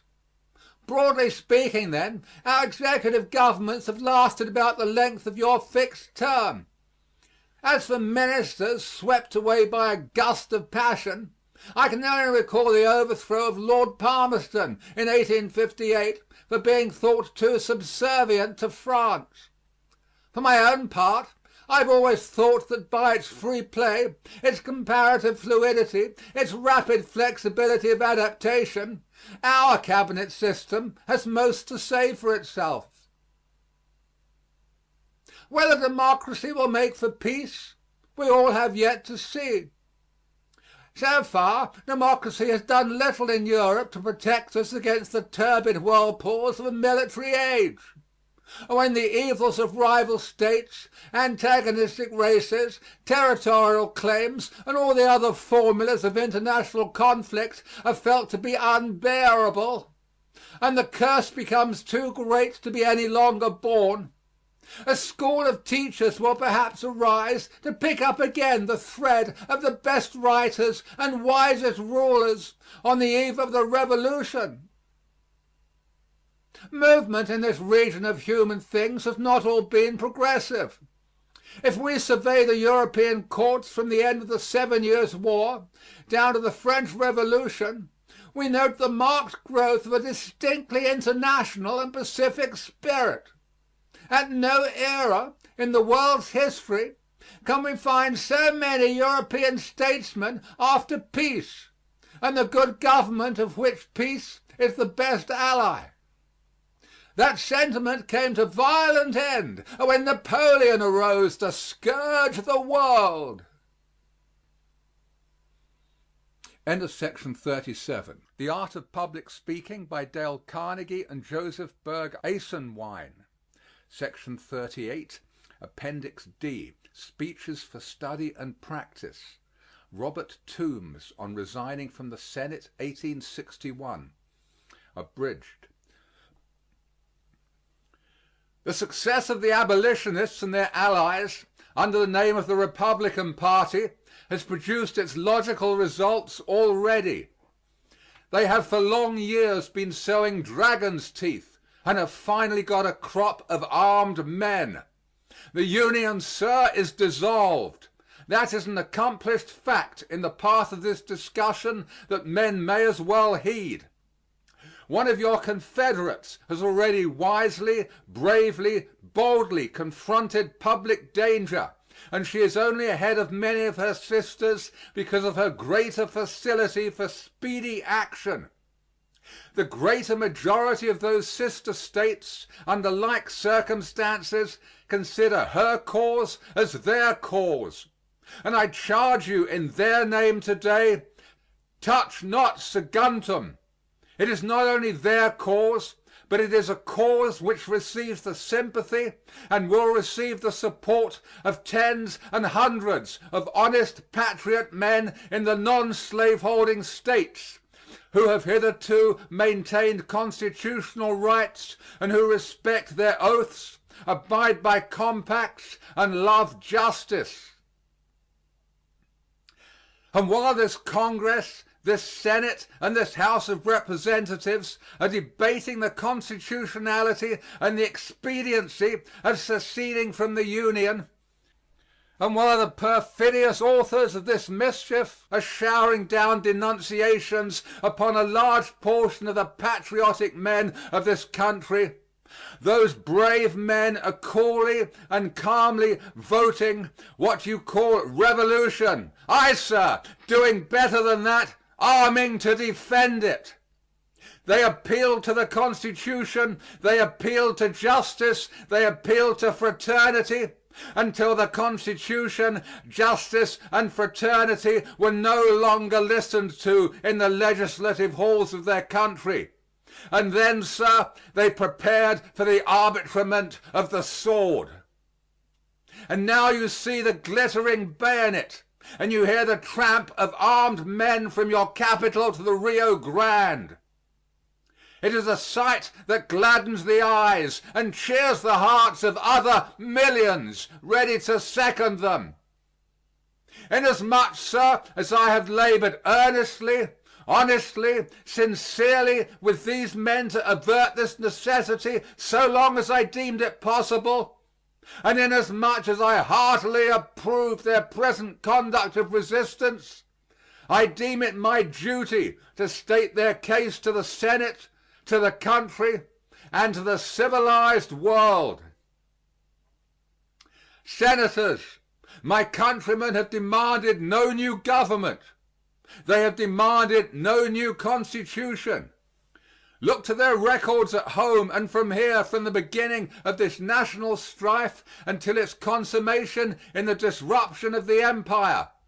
And they have not demanded a single thing except that you shall abide by the Constitution of the United States, that constitutional rights shall be respected, and that justice shall be done. Sirs, they have stood by your Constitution. They have stood by all its requirements. They have performed all its duties unselfishly, uncalculatingly, disinterestedly, until a party sprang up in this country which endangered their social system.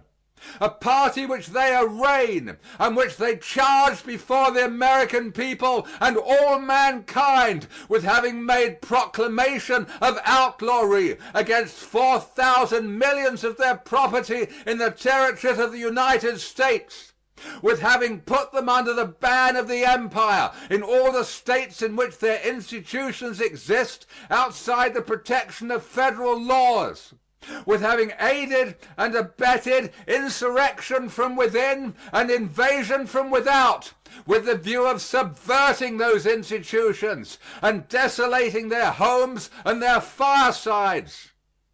For these causes they have taken up arms. I have stated that the discontented states of this Union have demanded nothing but clear, distinct, unequivocal, well-acknowledged constitutional rights, rights affirmed by the highest judicial tribunals of their country, rights older than the Constitution, rights which are planted upon the immutable principles of natural justice, rights which have been affirmed by the good and the wise of all countries and of all centuries. We demand no power to injure any man. We demand no power to injure our Confederate States. We demand no right to interfere with their institutions either by word or deed. We have no right to disturb their peace, their tranquility, their security. We have demanded of them simply, solely, nothing else, to give us equality, security, and tranquility. Give us these, and peace restores itself. Refuse them, and take what you can get. What do the rebels demand? First, that the people of the United States shall have an equal right to emigrate and settle in the present or any future acquired territories, with whatever property they may possess, including slaves, and be securely protected in its peaceable enjoyment until such territory may be admitted as a state into the Union, with or without slavery, as she may determine, on an equality with all existing states. That is our territorial demand. We have fought for this territory when blood was its price. We have paid for it when gold was its price. We have not proposed to exclude you, though you have contributed very little of blood or money. I refer especially to New England. We demand only to go into those territories upon terms of equality with you, as equals in this great confederacy, to enjoy the common property of the whole Union, and receive the protection of the common government until the territory is capable of coming into the Union as a sovereign state, when it may fix its own institutions to suit itself. The second proposition is that property in slaves shall be entitled to the same protection from the government of the United States in all of its departments everywhere which the Constitution confers the power upon it to extend to any other property, provided nothing herein contained shall be construed to limit or restrain the right now belonging to every state to prohibit, abolish, or establish and protect slavery within its limits. We demand of the common government to use its granted powers to protect our property as well as yours. For this protection we pay as much as you do. This very property is subject to taxation. It has been taxed by you and sold by you for taxes. The title to thousands and tens of thousands of slaves is derived from the United States. We claim that the government, while the Constitution recognizes our property for the purposes of taxation, shall give it the same protection that it gives yours. Ought it not to be so? You say no. Every one of you upon the committee said no. Your senators say no. Your House of Representatives says no. Throughout the length and breadth of your conspiracy against the Constitution, there is but one shout of no. This recognition of this right is the price of my allegiance. Withhold it, and you do not get my obedience. This is the philosophy of the armed men who have sprung up in this country. Do you ask me to support a government that will tax my property, that will plunder me, that will demand my blood, and will not protect me? I would rather see the population of my native state laid 6 feet beneath her sod than they should support for 1 hour such a government. Protection is the price of obedience everywhere, in all countries. It is the only thing that makes government respectable. Deny it, and you cannot have free subjects or citizens. You may have slaves. We demand, in the next place, that persons committing crimes against slave property in one state and freeing to another shall be delivered up in the same manner as persons committing crimes against other property, and that the laws of the state from which such persons flee shall be the test of criminality. That is another one of the demands of an extremist and a rebel. But the non-slaveholding states, treacherous to their oaths and compacts, have steadily refused, if the criminal only stole a Negro and that Negro was a slave, to deliver him up. It was refused twice on the requisition of my own state as long as 22 years ago. It was refused by Kent and by Fairfield, governors of Maine, and representing, I believe, each of the then federal parties. We appealed then to fraternity, but we submitted. And this constitutional right has been practically a dead letter from that day to this. The next case came up between us and the State of New York, when the present senior senator, Mr. Seward, was the governor of that State. and he refused it. Why? He said it was not against the laws of New York to steal a Negro, and therefore he would not comply with the demand. He made a similar refusal to Virginia. Yet these are our Confederates. These are our sister states. There is the bargain. There is the compact. You have sworn to it. Both these governors swore to it. The senator from New York swore to it. The governor of Ohio swore to it when he was inaugurated. You cannot bind them by oaths. Yet they talk to us of treason, and I suppose they expect to whip freemen into loving such brethren. They will have a good time in doing it. It is natural we would want this provision of the Constitution carried out. The Constitution says slaves are property. The Supreme Court says so. The Constitution says so.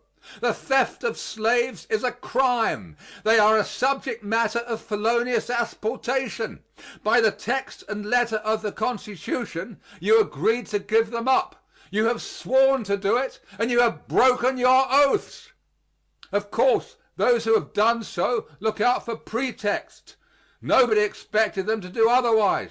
I do not think I ever saw a perjurer, however bald and naked, who could not invent some pretext to palliate his crime, or who could not for 15 shillings hire an Old Bailey lawyer to invent some for him. Yet this requirement of the Constitution is another one of the extreme demands of an extremist and a rebel. The next stipulation is that fugitive slaves shall be surrendered under the provisions of the Fugitive Slave Act of 1850 without being entitled either to a writ of habeas corpus or trial by jury or other similar obstructions of legislation in the state to which he may flee. Here is the Constitution. No person held to service or labor in one state under the laws thereof, escaping into another, shall, in consequence of any law or regulation therein, be discharged from such service or labor, but shall be delivered up on claim of the party to whom such service or labor may be due. This language is plain, and everybody understood it the same way for the first 40 years of your government. In 1793, in Washington's time, an act was passed to carry out this provision. It was adopted unanimously in the Senate of the United States and nearly so in the House of Representatives. Nobody then had invented pretexts to show that the Constitution did not mean a Negro slave. It was clear, it was plain. Not only in the federal courts, but all the local courts in all the states decided that this was a constitutional obligation. How is it now? The North sought to evade it, following the instincts of their natural character. They commenced with the fraudulent fiction that fugitives were entitled to habeas corpus, entitled to trial by jury in the state to which they fled. They pretended to believe that our fugitive slaves were entitled to more rights than their white citizens. Perhaps they were right. They know one another better than I do. You may charge a white man with treason or felony or other crime, and you do not require any trial by jury before he is given up. There is nothing to determine but that he is legally charged with a crime and that he fled, and then he is to be delivered up upon demand. White people are delivered up every day in this way, but not slaves. Slaves, black people, you say, are entitled to trial by jury. And in this way schemes have been invented to defeat your plain constitutional obligations. Senators, the Constitution is a compact. It contains all our obligations and the duties of the federal government. I am content and have ever been content to sustain it. While I doubt its perfection, while I do not believe it was a good compact, and while I never saw the day that I would have voted for it as a proposition de novo, yet I am bound to it by oath and by that common prudence which would induce men to abide by established forms rather than to rush into unknown dangers. I have given to it and intend to give to it unfaltering support and allegiance. But I choose to put that allegiance on the true ground, not on the false idea that anybody's blood was shed for it. I say that the Constitution is the whole compact. All the obligations, all the chains that fetter the limbs of my people are nominated in the bond, and they wisely excluded any conclusion against them by declaring that the powers not granted by the Constitution to the United States or forbidden by it to the States belong to the States respectively or the people. Now I will try it by that standard. I will subject it to that test. The law of nature, the law of justice would say, and it is so expounded by the publicists, that equal rights in the common property shall be enjoyed. Even in a monarchy, the king cannot prevent the subjects from enjoying equality in the disposition of the public property. Even in a despotic government, this principle is recognized. It was the blood and the money of the whole people, says the learned Grotius, and say all the publicists, which acquired the public property, and therefore it is not the property of the sovereign.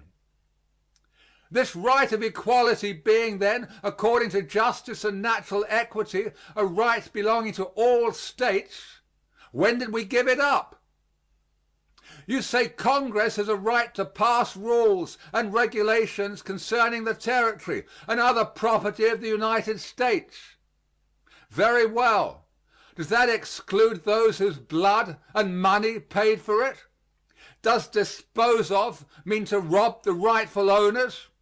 You must show a better title than that, or a better sword than we have.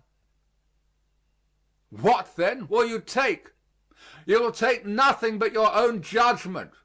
That is, you will not only judge for yourselves, not only discard the court, discard our construction, discard the practice of the government, but you will drive us out simply because you will it. Come and do it. You have sapped the foundations of society. You have destroyed almost all hope of peace.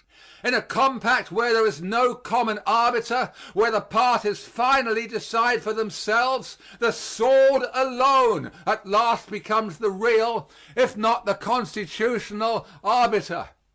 Your party says that you will not take the decision of the Supreme Court. You said so at Chicago. You said so in committee. Every man of you in both houses says so. What are you going to do? You say we shall submit to your construction. We shall do it if you can make us, but not otherwise or in any other manner. That is settled.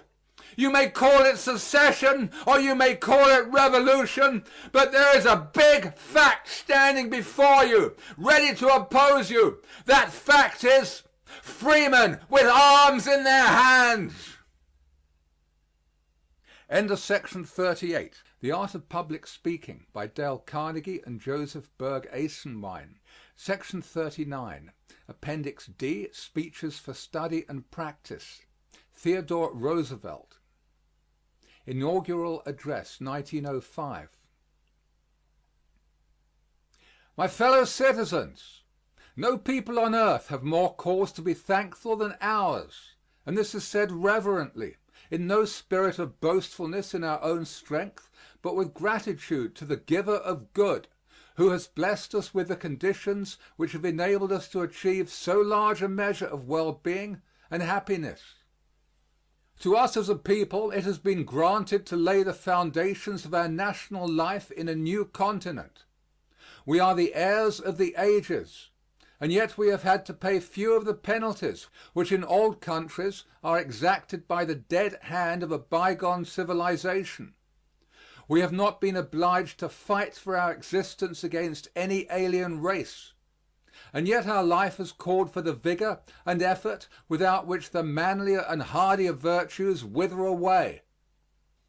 Under such conditions it would be our own fault if we failed, and the success which we have had in the past, the success which we confidently believe the future will bring, should cause in us no feeling of vainglory, but rather a deep and abiding realization of all that life has offered us, a full acknowledgment of the responsibility which is ours, and a fixed determination to show that under a free government a mighty people can thrive best, alike as regard the things of the body and the things of the soul. Much has been given to us, and much will rightfully be expected from us. We have duties to others and duties to ourselves, and we can shirk neither. We have become a great nation, forced by the fact of its greatness into relation to the other nations of the earth, and we must behave as beseems a people with such responsibilities. Toward all other nations, large and small, our attitude must be one of cordial and sincere friendship.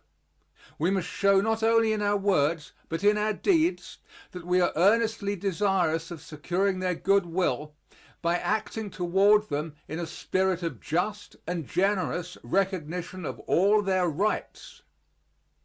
But justice and generosity in a nation, as in an individual, count most when shown not by the weak, but by the strong. While ever careful to refrain from wronging others, we must be no less insistent that we are not wronged ourselves. We wish peace, but we wish the peace of justice, the peace of righteousness. We wish it because we think it is right, and not because we are afraid. No weak nation that acts rightly and justly should ever have cause to fear, and no strong power should ever be able to single us out as a subject for insolent aggression. Our relations with the other powers of the world are important, but still more important are our relations among ourselves. Such growth in wealth, in population, and in power as a nation has seen during a century and a quarter of its national life is inevitably accompanied by a like growth in the problems which are ever before every nation that rises to greatness. Power invariably means both responsibility and danger. Our forefathers faced certain perils which we have outgrown. We now face other perils, the very existence of which it was impossible that they should foresee. Modern life is both complex and intense, and the tremendous changes wrought by the extraordinary industrial development of the half century are felt in every fiber of our social and political being. Never before have men tried so vast and formidable an experiment as that of administering the affairs of a continent under the forms of a democratic republic. The conditions which have told for our marvelous material well-being, which have developed to a very high degree our energy, self-reliance, and individual initiative, also have brought the care and anxiety inseparable from the accumulation of great wealth in industrial centers. Upon the success of our experiment much depends, not only as regards our own welfare, but as regards the welfare of mankind. If we fail, the cause of free self-government throughout the world will rock to its foundations. And therefore our responsibility is heavy to ourselves, to the world as it is today, and to the generations yet unborn. There is no good reason why we should fear the future, but there is every reason why we should face it seriously, neither hiding from ourselves the gravity of the problems before us, nor fearing to approach these problems with the unbending, unflinching purpose to solve them aright. Yet after all, though the problems are new, though the tasks set before us differ from the tasks set before our fathers who founded and preserved this republic, the spirit in which these tasks must be undertaken and these problems faced, if our duty is to be well done, remains essentially unchanged. We know that self-government is difficult. We know that no people needs such high traits of character as that people which seeks to govern its affairs aright through the freely expressed will of the free men who compose it. But we have faith that we shall not prove false to memories of the men of the mighty past. They did their work. They left us the splendid heritage we now enjoy. We in turn have an assured confidence that we shall be able to leave this heritage unwasted and enlarged to our children's children. To do so, we must show, not merely in great crises, but in the everyday affairs of life, the qualities of practical intelligence, of courage, of hardihood and endurance, and, above all, the power of devotion to a lofty ideal which made great the men who founded this republic in the days of Washington, which made great the men who preserved this republic in the days of Abraham Lincoln. On American Motherhood, 1905. Footnote. From his speech in Washington on March 13, 1905, before the National Congress of Mothers, printed from a copy furnished by the President for this collection in response to a request. In our modern industrial civilization, there are many and grave dangers to counterbalance the splendors and the triumphs. It is not a good thing to see cities grow at disproportionate speed relatively to the country. For the small landowners, the men who own their little homes, and therefore to a very large extent the men who till farms, the men of the soil, have hitherto made the foundation of lasting national life in every state. And if the foundation becomes either too weak or too narrow, the superstructure, no matter how attractive, is in imminent danger of falling. But far more important than the question of the occupation of our citizens is the question of how their family life is conducted. No matter what that occupation may be, as long as there is a real home and as long as those who make up that home do their duty to one another, to their neighbors and to the state, it is of minor consequence whether the man's trade is plied in the country or in the city, whether it calls for the work of the hands or for the work of the head.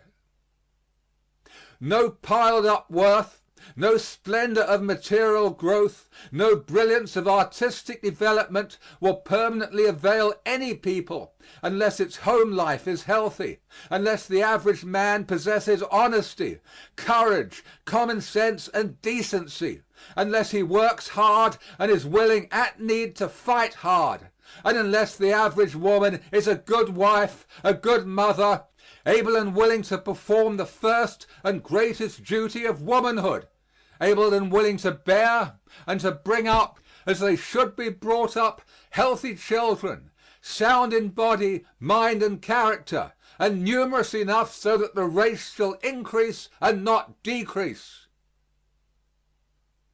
There are certain old truths which will be true as long as this world endures, and which no amount of progress can alter.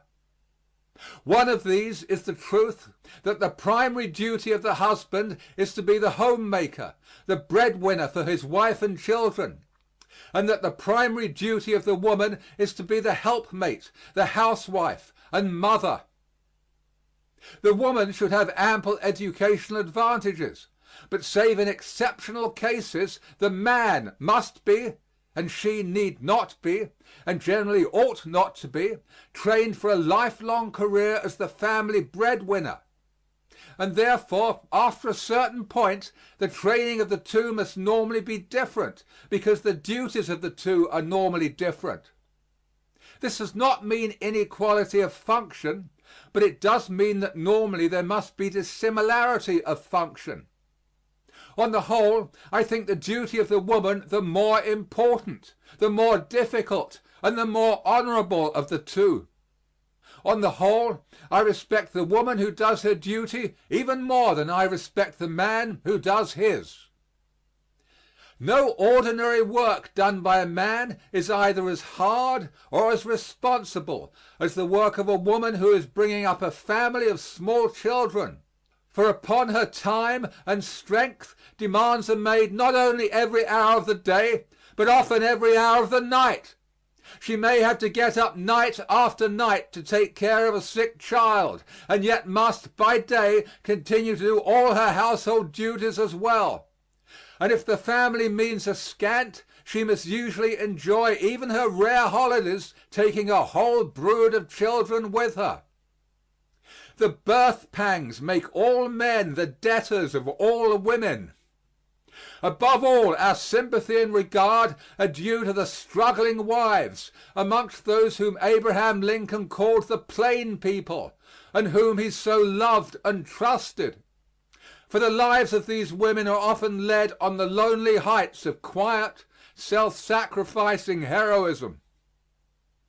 Just as the happiest and most honorable and most useful task that can be set any man is to earn enough for the support of his wife and family, for the bringing up and starting in life of his children, so the most important, the most honorable and desirable task which can be set any woman is to be a good and wise mother in a home marked by self-respect and mutual forbearance, by willingness to perform duty, and by refusal to sink into self-indulgence or avoid that which entails effort and self-sacrifice.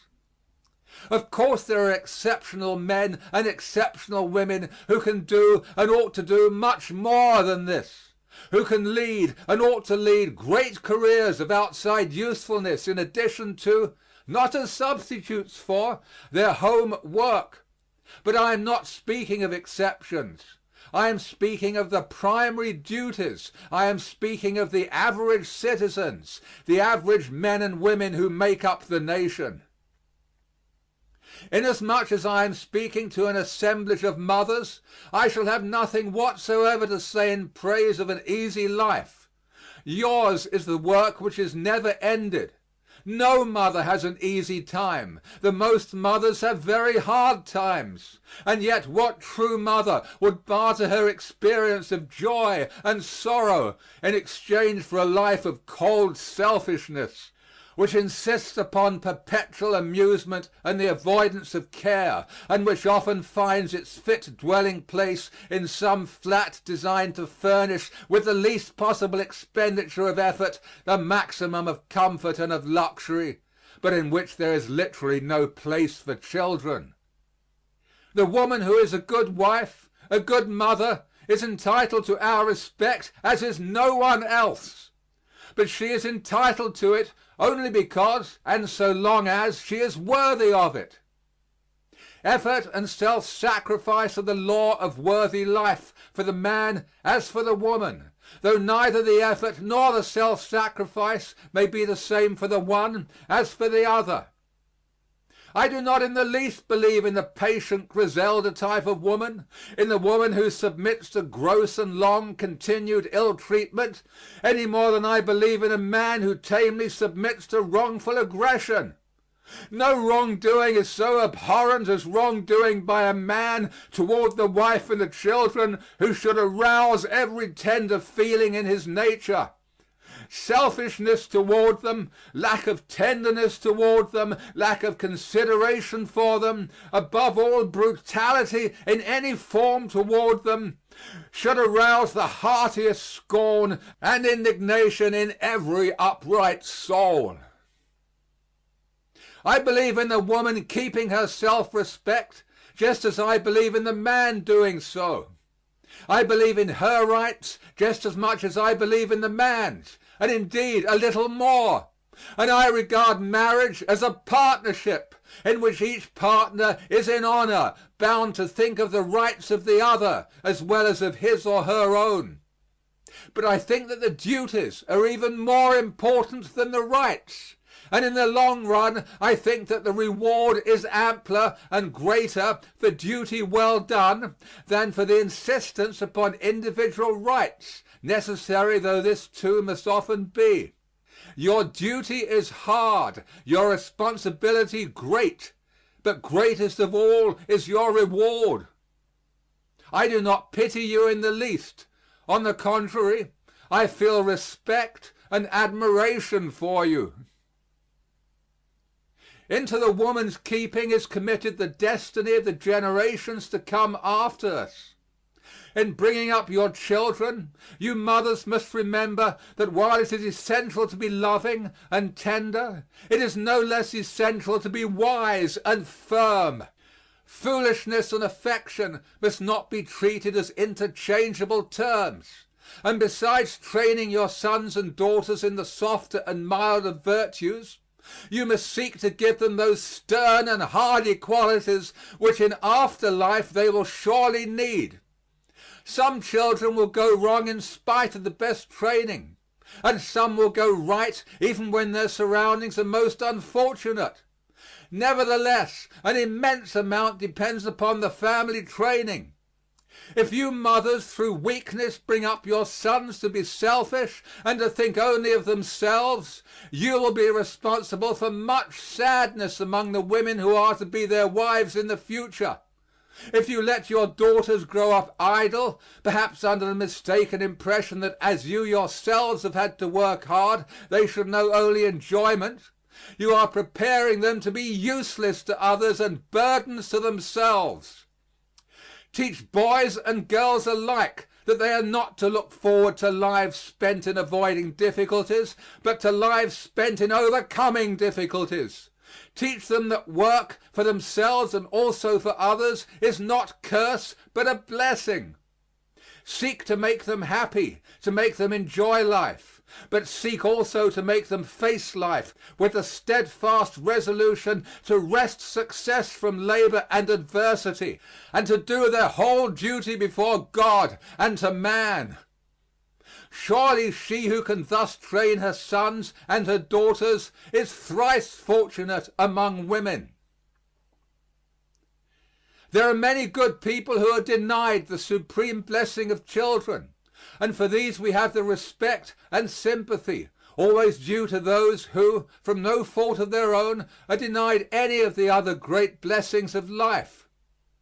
But a man or woman who deliberately foregoes these blessings, whether from viciousness, coldness, shallow-heartedness, self-indulgence, or mere failure to appreciate aright the difference between the all-important and the unimportant, why, such a creature merits contempt as hearty as any visited upon the soldier who runs away in battle, or upon the man who refuses to work for the support of those dependent upon him, and who, though able-bodied, is yet content to eat in idleness the bread which others provide. The existence of women of this type forms one of the most unpleasant and unwholesome features of modern life. If any one is so dim of vision as to fail to see what a thoroughly unlovely creature such a woman is, I wish they would read Judge Robert Grant's novel Unleavened Bread, ponder seriously the character of Selma, and think of the fate that would surely overcome any nation which developed its average and typical woman along such lines. Unfortunately, it would be untrue to say that this type exists only in American novels. That it also exists in American life is made unpleasantly evident by the statistics as to the dwindling families in some localities. It is made evident in equally sinister fashion by the census statistics as to divorce, which are fairly appalling. For easy divorce is, now, as it ever has been, a bane to any nation, a curse to society, a menace to the home, an incitement to married unhappiness and to immorality, an evil thing for men, and a still more hideous evil for women. These unpleasant tendencies in our American life are made evident by articles such as those which I actually read not long ago in a certain paper, where a clergyman was quoted, seemingly with approval, as expressing the general American attitude when he said that the ambition of any, save a very rich man, should be to rear 2 children only, so as to give his children an opportunity to taste a few of the good things of life.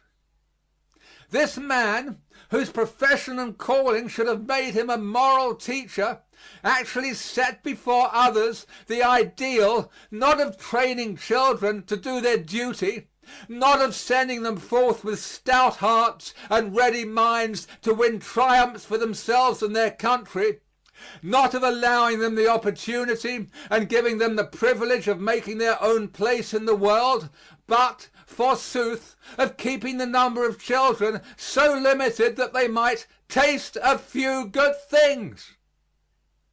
The way to give a child a fair chance in life is not to bring it up in luxury, but to see that it has the kind of training that will give it strength of character.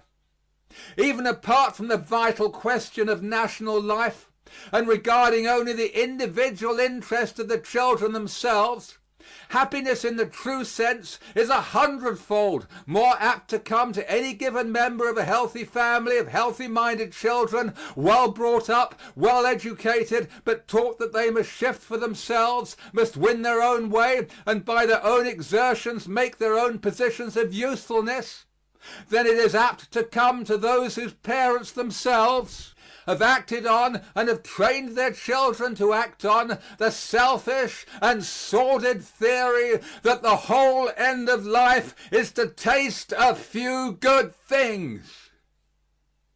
The intelligence of the remark is on a par with its morality, for the most rudimentary mental process would have shown the speaker that if the average family in which there are children contained but 2 children, the nation as a whole would decrease in population so rapidly that in 2 or 3 generations it would very deservedly be on the point of extinction. So that the people who had acted on this base and selfish doctrine would be giving place to others with braver and more robust ideals. Nor would such a result be in any way regrettable, for a race that practiced such doctrine, that is, a race that practiced race suicide, would thereby conclusively show that it was unfit to exist, and that it had better give place to people who had not forgotten the primary laws of their being. To sum up, then, the whole matter is simple enough. If either a race or an individual prefers the pleasure of more effortless ease, of self-indulgence, to the infinitely deeper, the infinitely higher pleasures that come to those who know the toil and the weariness, but also the joy of hard duty well done, why, that race or that individual must inevitably in the end pay the penalty of leading a life both vapid and ignoble. No man and no woman really worthy of the name can care for the life spent solely or chiefly in the avoidance of risk and trouble and labor. Save in exceptional cases, the prizes worth having in life must be paid for, and the life worth living must be a life of work for a worthy end, and ordinarily of work more for others than for one's self. The woman's task is not easy. No task worth doing is easy. But in doing it, and when she has done it, there shall come to her the highest and holiest joy known to mankind. And having done it, she shall have the reward prophesied in Scripture. For her husband and her children, yes, and all people who realize that her work lies at the foundation of all national happiness and greatness, shall rise up and call her blessed. End of section 39. The Art of Public Speaking by Dale Carnegie and Joseph Berg Eisenwine. Section 40. Appendix D. Speeches for Study and Practice. Alton B. Parker, The Call to Democrats. From a speech opening the National Democratic Convention at Baltimore, Maryland, June 1912. It is not the wild and cruel methods of revolution and violence that are needed to correct the abuses incident to our government as to all things human, Neither material nor moral progress lies that way. We have made our government and our complicated institutions by appeals to reason, seeking to educate all our people that day after day, year after year, century after century, they may see more clearly, act more justly, become more and more attached to the fundamental ideas that underlie our society. If we are to preserve undiminished the heritage bequeathed us, and add to it those accretions without which society would perish, we shall need all the powers that the school, the church, the court, the deliberative assembly, and the quiet thought of our people can bring to bear. We're called upon to do battle against the unfaithful guardians of our Constitution and liberties, and the hordes of ignorance which are pushing forward only to the ruin of our social and governmental fabric. Too long has the country endured the offenses of the leaders of a party which once knew greatness. Too long have we been blind to the bacchanal of corruption. Too long have we listlessly watched the assembling of the forces that threaten our country and our firesides. The time has come when the salvation of the country demands the restoration to place and power of men of high ideals who will wage unceasing war against corruption in politics, who will enforce the law against both rich and poor, and who will treat guilt as personal and punish it accordingly.